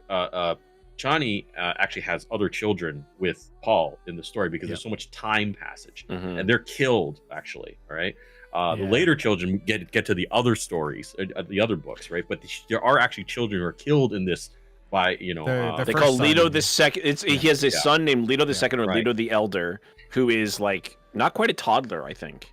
right, yeah, very And, young. He's And young. so there's like all these extra kids in this storyline, and I'm like, yeah, you know what? I mean, that sucks, but like if the focus of the story, and this is how I interpreted it, is about Paul struggling with all these pressures, and this is how I read it, right? The mother having certain like Haderach issues, right, and sort of applying those, right? Chani, trying to save her world, right? And then what's his face, Gurney Halleck coming up and reminding him about revenge, right? Everyone's pressuring him to just run with it, right? Like, you got this gift, right? Take this Messiah thing, right? And It just is a destroy them, gift. right? But Exactly. That's what I was referencing. everybody's Yeah. motivations were completely different from because Yeah, Paul exactly. went into it without any motivations. His only motivation is basically like, I want Survive. to avenge my father. I Survival want to and survive. revenge. I want to avenge my father's death because he loved his father. Yeah. Yeah. Yeah. And that's why I feel like, yeah, okay, he really focused it on that, and then the religious element and the love story ish. And I feel like, yeah, having Aaliyah as Alia, I'm glad she's a character, kind of, but she'll be in the next movie. It's fine. They already got Anna Taylor-Joy signed up, so it's fine. I always say Aaliyah just because I read the book first. So Aaliyah. Yeah, what is it? Is it actually supposed to be Alia? It's I fine. think it is. It's fine. Don't worry about it. Yeah. Oh. So I don't know. I know I like the way it was reduced to that degree, and I think it made the religious sort of fervor so much more powerful at the end. Yeah. It was definitely an improved, like, one thing that was improved over the book is because Chani does not get a lot of dimension in the book, which is too bad. Because whatever. This movie shows her how good of a fighter she is, because Dune lore is like she's like the second best fighter on the planet, but like it's like all these people, she's the only one who's almost as good as Stilgar. Yeah. And of course the best fighters all want to bone each other. So it's Paul and her, but you see them fall in love, and you see them fall in love even though she's like, he's gonna do this shit, and I don't want him to do this shit. And he's the everybody thinks he's this guy, and he's not this guy. I don't know him to be that guy. Like that, and then we see what happens. But it was really neat to see. Like, it's heartbreaking. And I explained to my friends, like, Paul really loves her. Yeah. Like, he loves her as much as Leto loved Jessica. And Paul knows. He just knows everything that's going to happen. He knows all the pain that's going to, like, she's going to experience. And imagine that's the person you love. Like, you know all the pain they're going to experience, and it's your fault. Oh, the look on Chani's face when he says he's gonna marry the princess. Oh, heartbreaking. Yeah. It was so well done. And I love that she didn't take it at the end. Like she left, and Yeah. it's gonna make things interesting for the next movie. Yeah, But I like I that. imagine how it should have ended, where it does that, and then like he runs after her, and it's like a '90s rom-com, Oh, nice. and she's like, "You're really gonna leave the whole empire behind?" He's like, "Of course, I love you. For I'll you." quit my job in this city, and we'll have Christmas all year round." And then I'll fast forward a And couple run years, it. and he's like in a rocking chair, like I shouldn't have done that. She takes off on the sandworm. He's running Yeah. beside it. No. He's got a sign. I Yep. still love you. Boomboxing, careless whisper. Yeah, there we go. Boombox. Well, I probably can't do that because Yeah, it's fine. We'll You'll get be flagged. fine. Yeah, we'll be fine. We'll be- I'm trying to think of what other Yeah. things we can. Hawk. Well, Yeah, sorry, Yes. Steve. No, Steve. I just want this to be a Well, conversation. I was just going to bring up Fade. What Yeah. did you think of Fade Routh, Hawk? I loved him. I actually. Added he him was- out of nowhere, he- right? Yeah, I mean, like obviously we know the Sting version and that. This was way better. In And that. his The look introduction. Wow. his introduction was great. The last of the Atreides and that, and they kept drugging two of them, Well, and then Baron testing him and on his birthday by keeping one with that's cool. So- no, I'm glad you really enjoyed So the those bits. gladiatorial fight, the last Atreides that he fights, is the stunt Yeah. coordinator that teaches them all the fights. Yes. So- yeah, in real life. So yeah. that, yeah, awesome that they He's got also him in to the do- first film. Yeah, he was. Yeah. Yeah. Yeah, So but- it's a little detail, which is cool. But he was great. I loved how his voice mirrored Stellan Skarsgård's. And instead of him, he just did that. Yeah. Mm. like No one No, told I- him to. Yeah, I was really impressed. Being able to see the movie a couple times, I was really impressed with him because I was like, yeah, he really has presence. He doesn't have to say too much, but even his sort of like glower. I mean, a lot of actors can do that, right? But Sure. yeah, he was really good. I'll add a little tidbit too. That whole black and white bit was shot with thermal cameras. Yeah. So that actually What? wasn't like a treatment. Yeah, they Oh, shot. So shit. Geety That's Prime cool. has a black sun, so Black that's why there's supposed to be hole no sun. light. I it's didn't never, know that, It's never really explained. Yeah, I think they say under our black sun at one point. in Yeah, the they film. do. Mm. So I Yeah. was like, wow, because Yeah. that tonal shift throughout it and that it worked. I mean, like it like I didn't feel like I was just like they switched to black and white for no reason. No, they mentioned about the black sun. I was like, how would that work? We're viewing Yeah. all that through basically like a thermal like Yeah. Oh, camera view and that because it's so black we probably couldn't even see it. now I got to see this. Another again.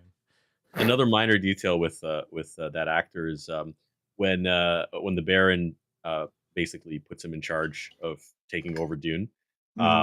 He kisses him, and then Fade kisses him back. That was Yeah. improv as well. That actually wasn't. He was just so in character, and he was just like, "I'm gonna kiss you again, Uncle."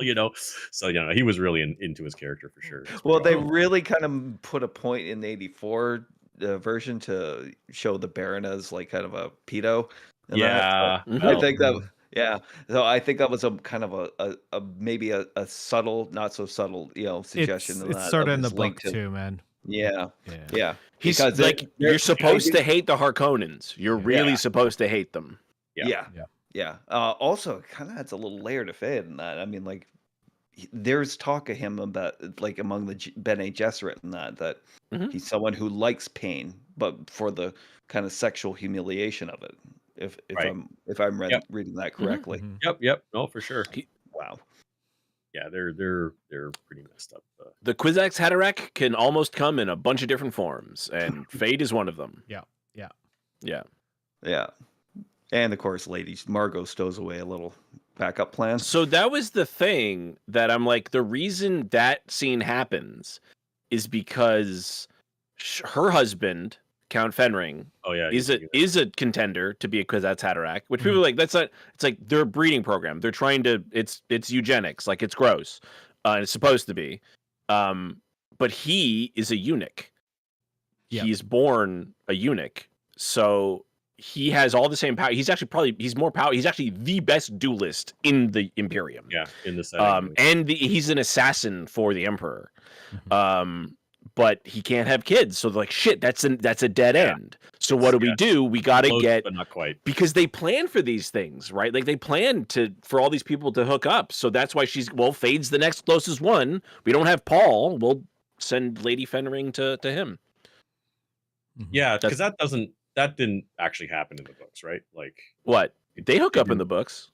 Really, Fenrir? They have a Margot kid. does? They Oh, have a okay. kid. All right, so that's where my 60% Dune knowledge. Yeah, I wasn't sure like whether that because well, here's the thing, right? My friends who have read the books didn't think that was a real thing. So I was like, well, okay, I think the reason they put that scene in was to further emphasize how the Bene Gesserit, operate, right? Because you only get like a very brief sort of discussion in the first movie, right, between the Reverend Mother and Jessica, right? So you don't really understand the scale of how they operate, the fact that they can control the gender, of like the children they can bank away, right? Like, so to me, it was meant as a scene, if it really didn't actually happen in the books, to again reiterate that the Bene Gesserit are so influential and so sort of like like working through like all these different levels, and can just seduce on the whim, like a very powerful genetic, a stallion, stud, whatever you want to call it, and just bank away, a gene seed almost. She actually tries to warn Jessica in the book as well. Oh, I don't do remember. think the representation of the Bene Gesserit we got in the first film really helped to really establish like how Okay, powerful good. they were in that. Good, good. Yeah. I never really questioned like It- that their Yeah. importance or their power or their seat at the table in this empire. I really, but I to really know that hope they can do that. Yeah. Oh, sorry, go ahead. No, I was just gonna say, I really hope, just based on how they've portrayed them in both films, I really hope they do that series about how they sow the seeds of these Yeah, plants for all these Prophecies. prophecies and stuff, right? Like, I want that. I want to see that. I want to see that as this. that would be series. cool. No, that would be really cool because that is, as David pointed out, that's something that is a little lost, Mhm. in this film. I And that's will what's agree with planned. So hopefully it happens. I feel like there's a subtext to that. It's like the Atreides are basically like descendants of the Greek heroes of Yep. old, right? Oh yeah, Yeah, for nice. sure. They're Nice. supposed to draw Yeah. a direct That's line true. from Agamemnon. Yep, Yeah, that's actually a and thing. it's and cultures based on stories of stories of heroes and that. Mhm. Well, You I can mean, see it.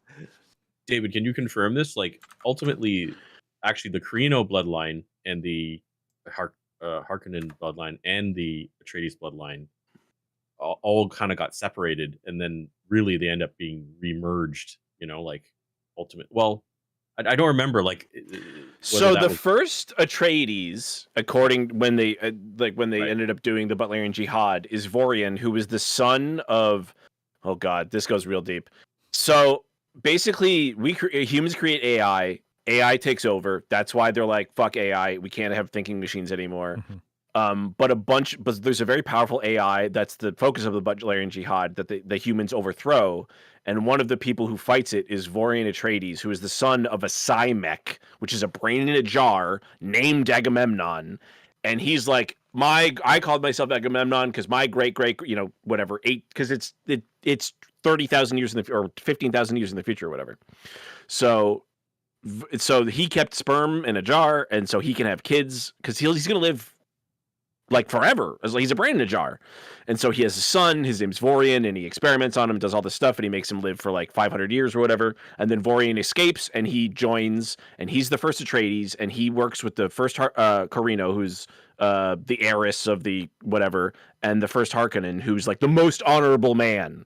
And so they're totally separate lines. And the end of the Butlerian Jihad is because Vorian ends it, basically, but he does it in a like a dishonorable way. And so that there's a huge dichotomy between. That's why the Harkonnens think the Atreides are these pieces of shit, but everyone's like, no, they're great, they're so honorable. It's like, no, because it goes back 30 generations of the first time they were best friends and they betrayed each other. Basically, where Vorian betrayed, I can't remember the name of the Harkonnen, who was the most honorable man, and they slowly morph right over these years. But no, they were never like one thing. Okay. But the idea was that if Paul had been a girl, right, and they married Fade to that girl, right. they unite the Emperor. Like the Emperor unites his enemies, but not his house. They wanted to marry. So the Bene Gesserit want to do that, and the Emperor is like, I don't want anyone to have my daughter because then I lose the throne. Basically, Okay. So the Harkonnens wanted to do what Paul does, which is marry Fade to Princess Irulan. I know we just went in a really deep hole. Yeah, No, I sorry, liked it. That was awesome. But Yeah. so I'm glad you both clarified. houses basically they have the same idea. But in the end, Paul's the only Harkonnen or Atreides left standing. So Yeah, that was I the don't weird thing that I don't know if they ever say, because Margot Fennering does hypnotize Fate or something, and I guess they just left it because think they she did and that in the Count movie, did they? she and Count Fennering in the books are like, fuck this, we're out. Like they just fuck off because they're not a part of a powerful house. Fennering is not a powerful house. And Yeah, I some also of the think it's details something that's missed in the movies is that this is a feudal society. Like the way allegiances are done, it's not like it is. You don't really there's no see any of the nations. hose, so Yeah, you just can't see really- banners sometimes, Yeah. and nobody I mean, knows what the fucking banners are. Because Yeah. how could you? Yeah, well, other than the fact that Paul does try to take the princess in order to have a legitimate Secure the throne. secure. I yeah, feel like I secure path. just came out of like a trance, like explaining That was good, man. I'm That was blacked good. out. Yeah, What did I say? I What went did in. I I say? went into like a Bene Yeah. Gesserit like soothsay trance. No, and- that and- was stuff that I okay. was They're not- telling the truth. I was not clear on, so that's cool. But yeah, those sorts of details, definitely are in the story and not that relevant to the movies, but it's interesting to sort It of see. shows that other people are making moves, but Denis is Yes. not making Game of Thrones. He's Right. making something else. Yeah, He's for making Old Boy or something. I don't know. Oh, yeah. Wow, I- there was a I- hammer I- fight at the end. That would have been awesome. But I want to know what you guys thought about for this movie. They ended up using this framing device where they had Princess Aurelian Right. doing her diary, which is sort of like the intro like of that, the though. '84 movie. What do you Yeah. gushe think of? Well, how, she narrates the book, does- right? Yeah. she actually, exactly, no, her It comes from her but- diaries. Yes. She is Yeah. the chronicler of Paul Muad'Dib. Yeah. Yeah, no, that I thought was nice. I thought that was a nice, Yeah. like a lot of these things are shorthand, right? Like it's sort of funny. Like I think the fundamental problem with the '84 movie is, in order to get through all the data, they have all these people talking inside their minds, right? So it's I all this love it. creepy whispering, right? I love it. And it's funny, it's cool, but it is a little creepy when you get too much of it, right? And I was kind of thinking of that when I was watching this movie. I was like, oh, okay, that's cool. They use the diary, so you got inner monologue, but it's not as creepy as the '84, right? And they're able to skip through a lot of information that way, and it's kind of like, okay, that's smart, Mhm. And yeah, she actually does write some of the prologues for some of the chapters in Dune, and it is in that format. It's her diary entries, right? So it actually lines up really well. So I thought that was pretty good. Did anyone else think it was weird the first time she spoke and she had an American accent? Because I was expecting her to be British. Because I was like, what does it matter if her dad has an American accent and she's got a British accent? But she had her American accent for the movie. And I was like, didn't it I really- didn't feels. think about it. No. Oh, it felt weird to me. I was like, I think it'd just be better if she was her regular accent. Like, I feel like I mean, then like that wouldn't that mean Walken would have to put on a British no, accent? Yeah. I think though that's how separate they are. Like Yeah. he had Oh, like okay. because she was raised by the Bene Gesserit, not by him, that's right? true, yeah. But none of why the- wouldn't she have a But I British think accent? for the regular, Well, none of the Bene Uh, Gesserit have British accents either. Yeah. So Starting to- except for Lady Jessica, basically, because she does British instead of her like native Swedish accent. yeah, oh my god. We're She hitting has some the points, toughest aren't time. She is Swedish who speaks in an English accent for the movie, and then has to speak Chekopsa, which is a made-up language, in like a native Chekopsa accent Yeah. when she's not even using her native accent. That's tough. She had I a mean- tough assignment. I mean, she does. Oh, by the a British accent a lot for most of her. A lot. Yeah, of her Mission films. Impossible. Yeah. I love the representation of the machinery that records her diary. That Hmm. on the Yeah, it was wood neat. metal Yeah. cylinder. Yeah, That was very, cool. very Then- cool. Yeah. Yeah. There's so much cool stuff about Dune that they just don't get into about like the fact what does it mean when thinking machines are possible? You can't have. There's no Microsoft Excel. Yeah. Well, None of that Thurfer is shit. not even in this No, movie. there's Mentor. Yeah, they didn't- Ugh. they didn't make which I it thought back, was yeah. really strange because I liked his machinations behind the scenes on the. Sure. If you go watch the Matt Colville movies I posted the things in the third one where he talks about the Sardaukar, he's the one who explains how dangerous the Sardaukar are. Yeah. The Fremen are like, yeah, we killed they only killed 2 of us. And like we took out this thing, and he's like, "Sorry, you're talking about fighting Sardaukar." He's like, "Yeah, they were pretty good fighters." Like, And we captured sorry, a how bunch of them many? and tortured How them. many of you killed? How many of them? Well, we captured some. You captured them? Yeah. But this is tricky, right? I mean, no, it's sort of like the whole Lord of the Rings issue, right? I mean, everyone's always complaining about Tom Bombadil. I mean, I never read the books, but I can Tom appreciate, right? Bombadil, If you let me go. understand, He's a whimsical you don't need character. to, you don't, no, okay, He look, shows okay. that the ring doesn't have Damn it. power over everything. That's why he was told us, important Steve. to that. Sorry. No, I get it. This is my layman. All right, no, I'll run it by you. All right, this is my layman understanding of why Tom Bombadil is important, because a lot of the characters in Lord of the Rings, you don't really understand how potent and how powerful what came before. Yeah. Really was, right? And you don't understand that Gandalf and these random characters who are supposed to be very powerful, but how truly connected they are to reality itself and the original origin of things, right? That, yes, completely went over my head. I didn't know any of that stuff watching the movies because I didn't read the books. So yeah, I can appreciate that. Yeah, Tom Bombadil represents a lot of things and expresses those sorts of details. So likewise, getting back to Dune, yes, no, yeah, not really understanding like how potent Sardaukar are, and how like the Fremen just sort of casually kill these guys and capture them. It's like no big deal. They also don't because really it's show one the Sardaukar thing. in- It's one thing for the audience to go, and I don't think my friends gave a shit, to be honest. But it's one thing for the audience to be like, "Oh, okay, like yeah, if you take the planet, if you get the people on the planet, they'll help you win the planet." It's like, no, the people on this planet will win you the universe. But I think that's just the people on this one planet. Yeah, I think that's okay. I think if we get to the next movie, they might He'll explain it. I don't know. The Fremen are ridiculous fighters. Or it'll be like everything, and we just skip that part. I feel like a lot of the imagery of the super like the super religious fervor that they have for Paul makes it look like they will do anything for him, including like that shot at the end where they're loading onto the ships was so powerful and so insane. It's crazy. He wasted he's like, no breaks. Get on the ships. Yeah, they're just right on. We're gonna go fuck up everyone. That's the thing that impressed me the most. Is like these sort of key moments, right? Like refocusing it so it's like this problem for Paul to sort of like have to juxtapose, right? But then to also like when he makes that speech, right? To all the like.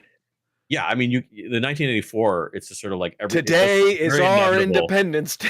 Yeah, well, no, it is like that though, right? Because the 1984 Dune movie, Paul is just sort of in a trance, and it's just sort of presumed that he is who he is, and everyone it's a very low energy kind of leader, right? Whereas like, yeah, when he really comes into that role and he just starts like talking like that was just really cool, and I think that was something that Villeneuve it took the entire movie to build that point. The imagery in that religious, it looked like just a religious space, and everyone just surrounded in a giant circle, and him going to each section and just like tearing them down. Like it was really so amazing. Well done, and he knows exactly what to say to make them worship him. Again, because he's seen every potential option. Goosebumps. I love it. It's so fucking. Yeah, no, I have a really great scene. I have an interesting question about do you think? I think there's two options, and I'll give you both of them. Do you think the reason Fade was able to hurt him is because Fade also has some amount of prescience, or because Fade is not nearly as powerful as Paul? Do you think Paul let himself get hurt, so because that's the path he needs to take? Oh, interesting. Actually, let talk. Because that scene, I was going. He got stabbed so that Chani will still love him. Oh, okay. That's a third. That was a different way than what I was thinking. But that's the path. But that's the path. Because Chani has to love him. Okay, you added that was a weird. Well, it's true, right? But it is the path. I want to know what Hawk thinks. Yeah. I know because he knows, dude. Like he knows. He knows everything. He knows. I know. It's in talking about Fade, and a possibility is that basically like Fade is just he's that psychopath. Good. Yeah, he's good, but also in that he has no hesitation. I think deep down he kind of knows who he is, and that. Whereas Paul, at this point, I mean, he had accepted that he was, their Mahdi. They was their Messiah. No, And Paul knows who he should know who. Maybe he doesn't in this movie, but he should know who he is by this But point. I think at that moment, I mean, because it was, yeah, you're right. It was heartbreaking in that because the further he slipped into this and that, it's like the more he was scaring Chani and that away from Mhm. him. And by that point, yeah, maybe it was to feel one last connection to her and that to let him hurt him. You know, Hmm. Hmm. maybe that was. I think that was more of a director's choice. I know it was different. I know it was different from the '84 movie, and that I was expecting like Ben like Reed, but and Oh, then I did like that they made Fade honorable, Mhm. like yeah, in this. yeah. He is not. He's not like he's not just a maniac from Mhm. like from the Sting's version. And that, He's got a knife here for some reason. yeah, yeah. I Knife, I dick knife. What's up, personally Eric? I think if I'm gonna go off this as well, I think he knew every single move he had to do because this mirrors the fight with Jamis from the first movie where he had to keep thinking about which path to take. Mhm. So there were all these things like he got hurt because he didn't know if he should kill him or if he should Mhm. if he should make the path where they become friends and learn everything. But this one he knows exactly what he had to do at every single point. So this Yeah, is him not just controlling the chess pieces. He just took away the board. He just did it Yeah. all. Yeah. yeah. No I one agree. else. Yeah. Maybe This it was a very- way of proving to Chani in that, it's like, look, I've let him stab me twice in this fight, and I still took him out. Like, because Paul should have, based on the Just fight, as the Mahdi would. But also like he should have taken him down a lot more easily in that. Maybe it was to show Chani in that. It's like there's no changing the path in that. Even this guy can't change it. but maybe it also endears her enough that she'll be like, you can see the kids that are eventually going to be born from her. Right? nice.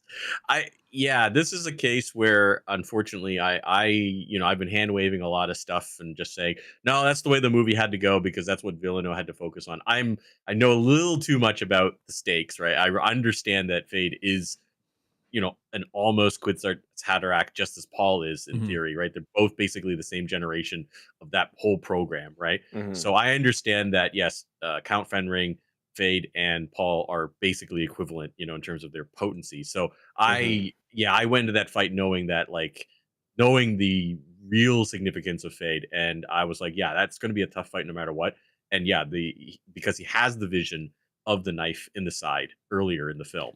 That was the only move. He had to allow himself to get stabbed in order to place, That was the only way to win the fight. Yeah, it was the only way to win the Interesting. fight. Yeah, because he does see that blade land, right? Like the blade that he kills Fade with. That is one of the visions that he has earlier in the film. And so he understood that was the only move that would actually guarantee victory is if he allows himself to be stabbed in such a way that doesn't kill himself, but is able to remove the other blade and then actually put the killing blow in. And if I'm not mistaken, that's the move Gurney used on him. It is 100% the move. Which is awesome because Gurney nice is the best fighter in the Imperium. Because he survived the Harkonnen slave pits. I know. He survived the Harkonnen slave pits. He survived the fall of the House of Atreides. Still managed to find work as a spice smougher. A spice smuggler. I believe the sort of half-assed song he plays in the before he gets caught up, that was actually Brolin. He made that up. He did make that. He did. So yeah, he and Hans Zimmer made that together. Yeah, they made it for the first movie, and they were so sad that they cut it. I didn't know that. So okay, that, they put it in the second one as well. They made sure that they got him. It's just like an 8-string guitar or something. Like it's just balanced. Yeah, that's awesome though. I know. I love that because that's very much his character. I was like, oh, that's awesome. Glad Brolin, do that for the character. For sure. I'm trying to think of what other things we got to talk about because there's a bunch of changes. Obviously, like who's gonna be the villain of the next movie? Everyone's dead. Well, they just introduce people. It's fine. I'm trying to think of what other things like none of those people make it into the next book anyway. I know. Baron Harkonnen. I know. Did you like that Paul? Did you like that Paul killed Baron Harkonnen himself instead of? I guess they couldn't get the little stabby baby Aaliyah to do it. She's supposed to do it. Baby stabby. I thought that was okay because I think it helped also reemphasize the weird sort of like situation that that's his grandfather, you know, like it actually, because Alia says that too, but I think it's just as effective if Paul says it, you know. So plus with Alia, it's weird because it's just a new baby shows up and says, She's you know, just like, he just like goes, ugh. yeah, this new little toddler shows up. You know, this is better because it's like he actually This knows. is much better. Dude, Yeah. the line though in '84 when she says, "Get her out of my mind," is so good. It's so good. There's so many good scenes. There was one death that I thought was a little, it made sense in my head, but I sort of liked the original version. When Rabin dies by the Fremen, Oh yes, but in this version they get Gurney to kill him. There was something Yeah. that felt I so will much say- better when the Fremen, because he had been like destroying their people for such a long time. It's because they were like, Gurney's got to kill someone in this movie, man. That's my one criticism is sort of like they added this that was like that was a plot line that was like that really didn't need to, but like I get it because it gives Gurney something to do, and it was kind of cool to see him like, you know, do one more like rush into, you know, Arrakis, but they should have given like at least 2 more moves, right? Now- He literally walked up the stairs, blocked a whip, and then stabbed him to the throat. I'm like, come on. Is it lost on anyone else that Thanos killed Drax after Drax wanted revenge on Thanos? Oh, I didn't even think of that. For killing his no. family. Okay, fair enough. So it's Fair reversed. enough. So right, because he gets revenge for his family being killed. Okay, well, he still should have gotten 2 more moves. But I did not make that connection, and that's kind of awesome. No, nobody. Okay. That's good. I did not make that connection. I want to go back to what Dave was saying. Like, where do we go from here? Hawk, where do you think this story goes?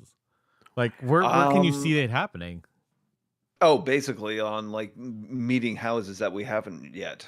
You know, Yeah, That'd be very cool. Like, yeah, taking this probably to Getty's Prime, maybe. Geedy Prime, yeah. Yeah, like Well, I Paul, want, but Paul would own Geedy Prime now. What would be would be his Paul's family. purpose? Network. Is he destroying everything? Is he connecting everyone? Like, what is this holy war?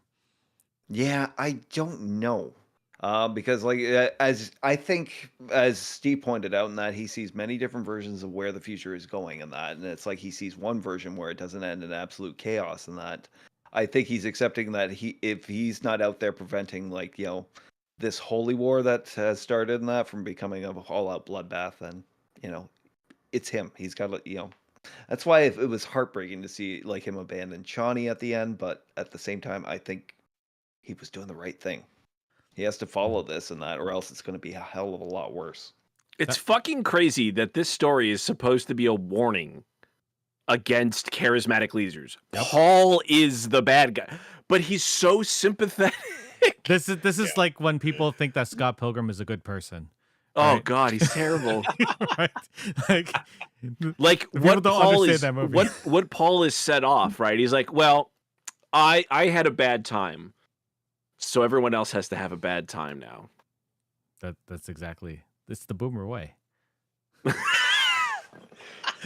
He wouldn't even. Frank Herbert wouldn't even been a No, boomer. No, he would have been before the greatest Silent Generation? The greatest generation. Isn't that what they're called? World War II? Yeah, Is World he- War II. would that be the guys him? Who came back, the guys who came home. Would that be him, or was he like a really early boomer?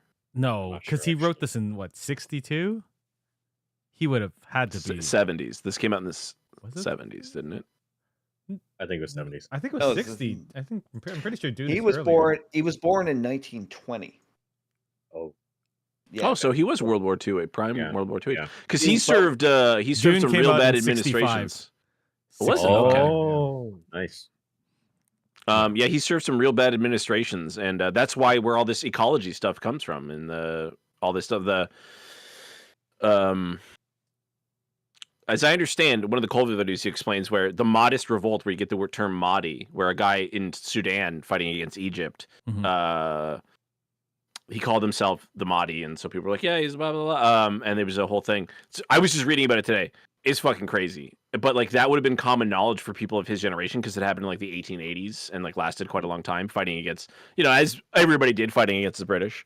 Mhm. And so there's a lot of stuff taken from there, especially since it was like Arabs and Africans and basically people saying, "Hey, we're Muslim and we don't want Catholics in charge," and you keep putting these British Catholics, or not Catholics, sorry, Christians in church, blah blah blah. It's a whole thing, and so all that stuff influenced Dune along with Lawrence of Arabia and a bunch of other shit. But Yeah, no, we that's didn't actually talk an about interesting Lawrence of detail. Arabia. Well, but that's an interesting detail though, because I mean, Villeneuve, I think is definitely applying, some current concepts, Mhm. to, oh, for sure. So in terms of like, I mean, it'll be interesting to see how much of the series as a whole, he integrates and has been kind of planning for, by Sure. making some of the adjustments already, as well as the fact that we are living in a very different time. Mhm. So it's a neat thing to I Different in don't some know. ways, but same in the others. Because for my generation, right, we grew up with 20 years of war in Afghanistan, Yep. right? Yeah, it's true. Like there's that feels so like, oh yeah, we get relevant. it. It These translates. invaders who are oppressing these people, blah blah blah. Like it just feels so, and I'm sure there's a lot of people who have lived through that, and it's much more, apparent to Just them need rather John than from Rambo. we're basically the Atreides perspective, where it's like we're gonna come in here and we're gonna Make make everything friends with better. everybody now. Yeah. Yeah. Oh my god.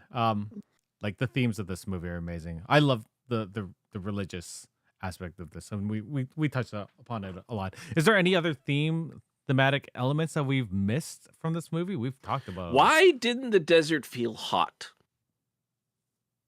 It's because they had the still suits on. Why didn't the desert feel hot? Why was no one sweating? Why did no one sweat in either of these movies? The desert is so hot. I feel like their suits gather their sweat and then they drink it. Well, Yum, yum. crap. You Movie put the sucks shit now. on. 3 out of Yeah, you 10. put the shot, yeah. It's This a is dry why. heat.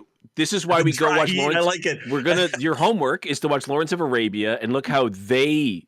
And you have to understand, there's people in Lawrence of Arabia who live in the fucking desert and they're sweating, Yep, fair. That's fair. That's right? fair. Like, and you compare it in Dune, you're like, at no point did I think anybody was like uncomfortable. Hmm. Like, they it's got- the harshest fucking It planet in should've- the universe. Yeah, like the Yeah, but they got to That's habitable. look hot, like not like Exactly. Oh, Like you Like the sexy attractive. hot? That's like Yeah. sexy. attractive hot. You got to Yeah. get Timothée Chalamet's one lock of hair in front of his eye, and Yeah, exactly. Yeah. You got it. and an occasional bead of sweat. Yeah. Any standout like visual scenes that you really liked in this film? every I- time there's a uh, fucking laser. Mine was the religious like one I 5 talked of about those. earlier, the circle with everyone around him and him parting the sea before he gets in there. I thought that was Yeah, that's that was probably good. visually my favorite. There were quite a few moments in that, like visual wise. The Harkonnen searching for Paul and the mother, or for the Fremen at the beginning, and that, and seeing them with the anti-grav suits and that to activate. That was a fun scene. Yeah. Mm, That was a great Does scene. anybody else want one of those? Yes. Because that seems sick. yeah, See the 100%. fan unit going around the back of it, and that they put so much attention and detail into costuming and everything, and like making something that they could film and around. The and that, costumes and were better in this film Yeah, than the they were first better. film. Mhm. yeah, The still suits um, still look like hockey al- pads, but other than that, Also, the Spice Collectors, the season with any of the Spice Collectors, was like amazing to watch. Mm. I don't know yeah. what it is. Steve, Yeah, I don't know about a specific scene. I will say though, the sandworm riding and the use of them in warfare, satisfying. Yeah. I didn't know what that was going to be. I didn't know how that was going to really come across, but definitely in an well, that was IMAX straight out theater. of the book, Yeah. right? Like Yeah, that was, yeah. yeah. But what I mean is like the actual portrayal of them on the big screen was awesome. it looked really I good. didn't It know was also a what good was gonna be. massage in D-Box. I did like that the sandworms were like not like, because in the '84 movie they're like on the surface, but in Yeah. this movie Right. they're not fully on Yeah. the surface. Yeah. Yeah, that was cool. The imagery with the flag on one of them. Oh, so cool. Mm. I love that. Looks so good. 400 meters long. Think how many troops you could fit on that thing. Mhm. And starting that off with they don't call them nukes. They call them atomics. Atomics, Family, yeah. every family. God, I love that they explained it because they don't explain it in the '84 version. Yeah, they just go, "We have nukes," and then, to be fair, Patrick Stewart screaming atomics at the top of his lungs. Atomics. It's top tier. Yeah. Yeah. But when they were like and then Paul being like, "Ooh, that was actually really cool." Being like, "What can we do with these?" And everybody has a Yeah, different opinion. game That changer. was yeah. that was a world building thing because you realize, oh, wait a minute, they're not the only ones with these. Yeah. Then, right? Every family has these, and they didn't even use all theirs. No. Yeah, No. and it is funny, like in this setting, like there's certain weird technologies, right? But like atomic weapons are still very valid.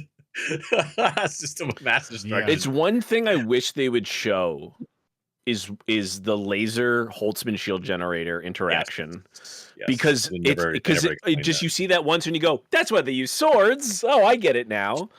Yeah, that is not explained yet. That's true. Yeah, it's literally never mentioned in either movie. I thought it was like they said no shields in the desert because they summon worms. Okay, well, why don't just shoot fucking lasers at everything? Everyone used lasers at everything. Yeah. Yeah, No, that why? was impressive. Like in the way the Harkonnens win against the Atreides is they use artillery, Right. like artillery like we haven't used for 100 years because it moves so slowly. It goes through the shields and then it's like cannonballs, and then people are like, "What the fuck?" Now, Like what? you should probably actually clarify it for the audience, though. The reason you can't use las weapons and shields is, and I'll let you They explain it. both create a self-propelling or self-propagating feedback loop, and both devices, since they're powered by fusion, cause thermonuclear reactions. So you get 2 nukes for the price of 1. Yeah, that's why you can't use lasers against body shields. And So that's the why laser you have shoots swords. back into itself and loops, and then the shield overloads and loops, and it's in one of the Butler and Jihad books. The first time it happens, it's real cool. Yeah, that's why there's so few actual like las guns deployed in both movies. It's just something you gotta be real careful about when you're gonna use that stuff. So, But maybe they'll explain it in the next movie when they go. Maybe they'll show us like part of the jihad and all that war, because some of the ships firing on each other. I don't know where. Really cool. I don't know where he's going with this. I looked, Space battles, maybe. yeah. I mean, would love to see space battles. I understand where the next one could go based on what I've read and what I've seen, but I don't know where thematically where he wants to take it. Yeah, I feel it's going to be a while, right? It'll be a couple years for sure. Like part 1 could be the jihad, and part 2 could be part 1 of the next book. I don't even know. No, what's the thing? Who knows if he's going to do 2 more movies or just 1 more? Like I think WB or whoever, right? They're gonna be like, can you just keep making these? Because these just seem to be making more and more money. I mean, Timothy Chalamet's getting older. He can just and we don't have to pay any of the actors except for like 3 people from the last movie. That's pretty good. Well, they have to bring back someone in a couple Aquaman. movies. Aquaman in a couple movies. I do. Like, we won't explain that to Hawk. He's like, what? Hawk, have we convinced you to read the books? Like, I'm wondering, or at least watch the old miniseries. Like, I think I would. Yeah, probably a bit of both actually. And I wouldn't mind actually finishing the first one, but both. Then, I'm too both. lazy to read. I'm gonna watch the GP series. No, I think I'll rewatch. I should definitely finish the book because, to be honest, the revelation that Lady Jessica was a Harkonnen and the Baron's daughter was a surprise to me. Messiah's You a smaller book wonder. than Dune, You gotta wonder what her mom looked like, if that's what her dad looked like, and that's what she came out like. No, wait. And like, I'm guessing that the whole bald thing is a choice on there. So Yeah. actually, David, in one of the prequel books, House Harkonnen, it is revealed who the mother was. Yes. So, yes, right. it is I don't know revealed, what but she's nowhere important. She's no one important. She's just a Bene Gesserit. Mhm. No, it was Okay. It was the Reverend Mother, Gaius. No, it's not. All right, I got to double check that. I have to reread this. I only read 2 books, and that was one of them. So, The only thing that's kind of weird is that the Harkonnens are gingers yeah. in the book, so that's about it. I do. I was gonna say that's one about very subtle, awesome detail about the 1984 movie is that Lady Jessica is a ginger, and all the other Harkonnens in the movie are gingers. But she Aaliyah is does also what a Reverend Mother does is when she becomes a Reverend Mother, she shaves her head. Yeah. And But she I can't remember the starts movie actress, as a phenomenal actress. What? Somebody remind me. I forget her name. Sorry. I used to know all this Sophia stuff. Loren? No, she looks like Sophia Loren, but she's not. She was huge. that. Anyway, Yeah, from that era of she really did shave her head for that role. Wow. Yeah. No, that's the way you had to do it. Francesca Anise. Yes. Yeah. Huge actress of the time. Mhm. Huge get for that movie. Yeah. Do they mix Messiah and Children of Dune? I'm just keep on thinking like they did. Yes, they will. They will They have probably to, just do a right? time He's jump. good We're to not going do to it. watch kids grow up one at a time, Yeah. especially for how smart those kids are. I just keep on thinking like that's what they did with the miniseries. I think the villains of the next movie will be the Bene Talaxlu, and I would really like to see that because you guys don't know what the fuck I'm talking know who about. you're I know in my very you know small who I'm talking pocket, 'cause about. I played the video game, so I know enough. Yes. Dune 2000. I played Dune 2000. I even don't played the remember one it, though. after that. No, Dune I 2000. thought actually we're not in Dune 2000. I was They gonna were, say. they got introduced and got Emperor of Dune, but even then, like you have to follow the lore a little bit because they don't really explain them. But yes, I know that Alexu are. They're cool. Yeah, and Ix, of course, because there are more factions in the universe. Like they didn't even mention Chome, which is basically their version of OPEC. And it completely cut out like the navigators like from all the of this. Spacing Guild. Yeah, like the Spacing Guild is any of the very guilds. How does no one know what the southern hemisphere of Arrakis looks like? Is it because that's getting into weeds. Aren't they showing up on these guys' spaceships? Shouldn't they be able to just see from space what it looks like? That it's not full of storm. Anyway, that's convenient. That's too detailed. My question is Timothée Chalamet older than Anna Taylor-Joy? Like, how they're like the same age. They're like 24, around 25. the same age. Yeah. Yeah. So I wonder how they're gonna make because he's got to be much older. I mean, frankly, they should just recast.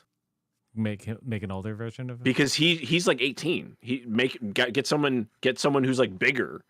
To be fair, he's like not like 20, huge, 25. She's a year younger than him. 1 year younger. But get someone who looks like an adult. Get someone who looks 30.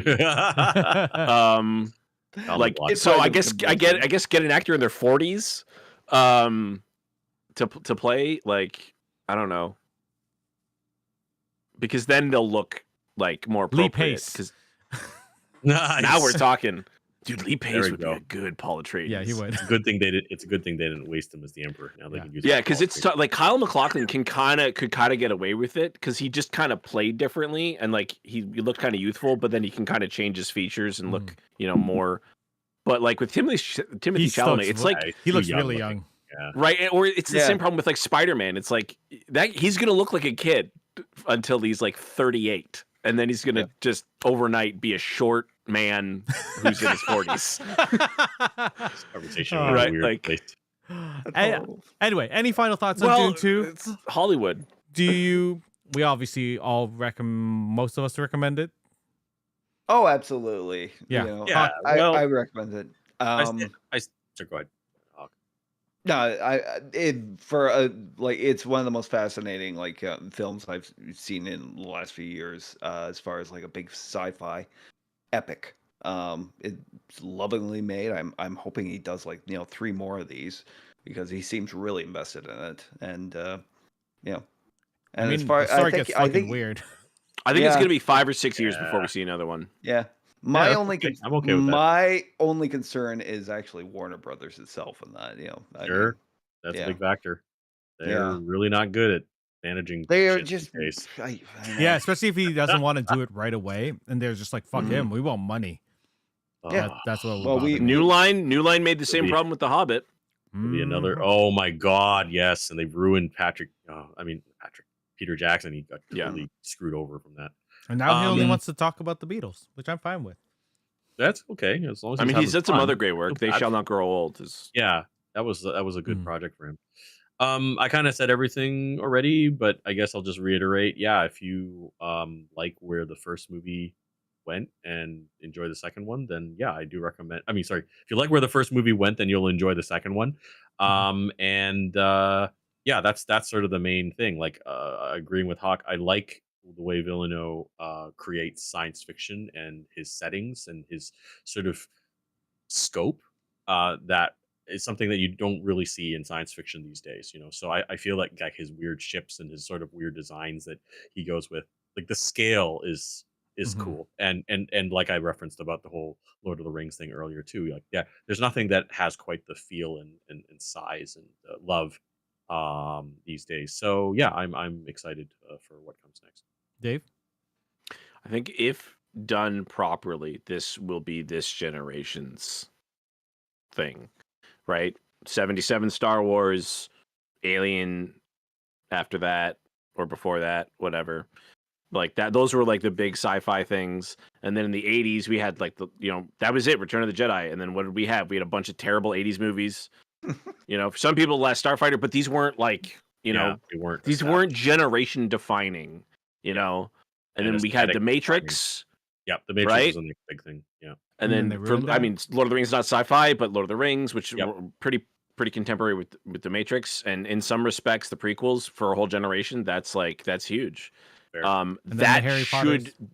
That really should be, because with Marvel's like kind of downswing, they probably could have taken that. So I think if done properly, it will be this generation's. Because I think a lot of the people seeing this aren't us. I don't think most people I know aren't dying to see. Like, I got a Discord full of fucking nerds, and none of them are like, I gotta go see Dune right now. We're all just like, oh, we'll see it when we see it. But it made $500 million already, so people are seeing it. Sure. And it might be the young people. I hope it's the young people. Yeah. Sure. So they have a thing. Mm-hmm. I think it's a mix. Actually, I was leaving the theater and I was about to. There's two guys standing in my aisle, and as the credits were rolling down, I was like, and they weren't moving. They were just kind of waiting there, and it's kind of an old about person my age and that. And I said, "Is there a post credit for this?" And he's like, "Oh no." He's like, "I'm just waiting because my cousin was in the VFX for this film." That's amazing. And I want to see his name on the credits. Oh, that's so cute. That's so cute. What can I add to that? Right? Go see the movie. It's fun, right? It's visually impressive. It pays Probably see off it on the biggest screen you can. Yeah, it pays off everything that Denis did in the first movie tenfold. Like he set up all these blocks to just be like fucking knocked out of the park. That doesn't make sense. Set up all these balls to get knocked out of the park. That's the one. Dominoes is that one. Visually amazing. Damn it. All the sound and like all of the special effects are like top notch. They really pulled out all the stops for this movie. The soundtrack is phenomenal.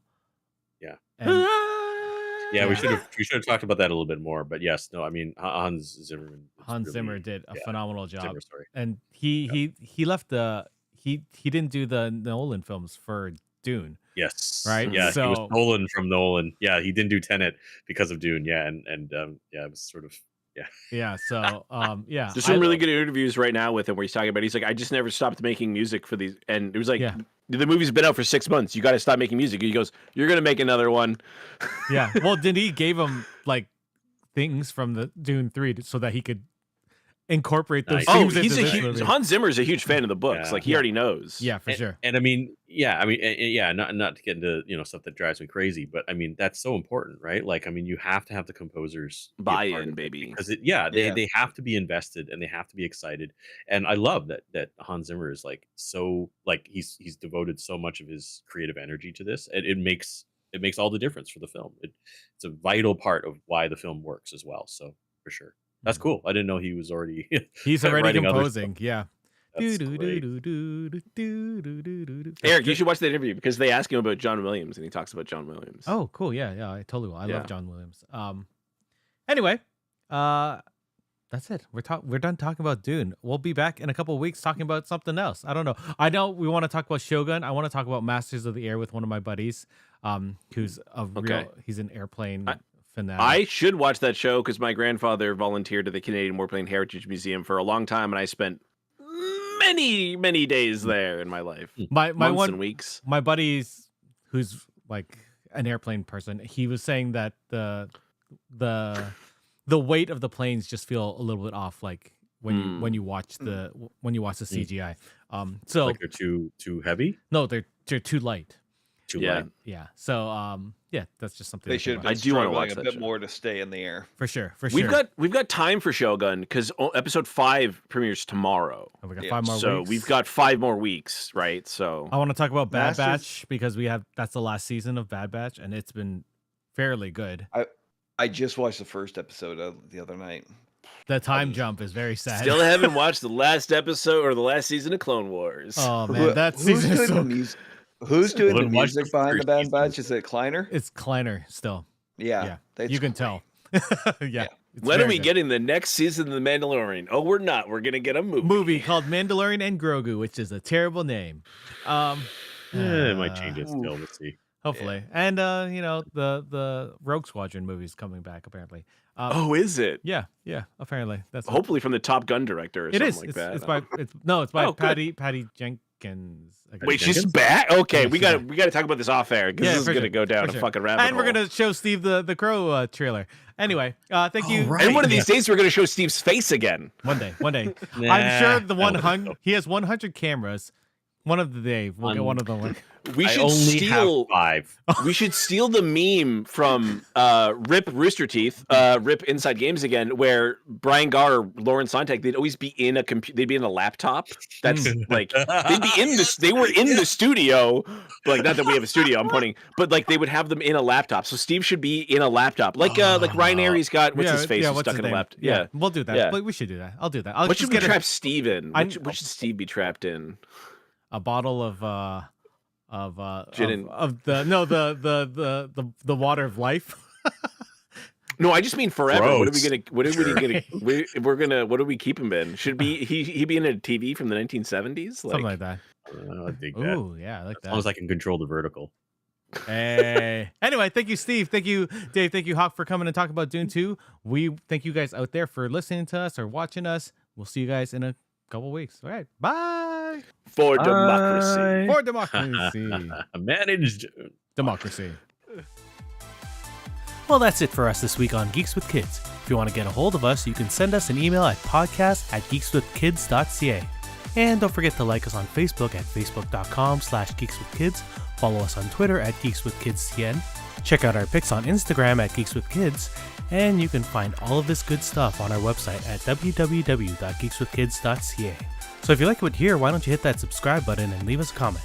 This podcast can be found on iTunes, Spotify, Google Play, Stitcher, YouTube, and your favorite podcasting app. Thanks again for listening, and we'll see you next time.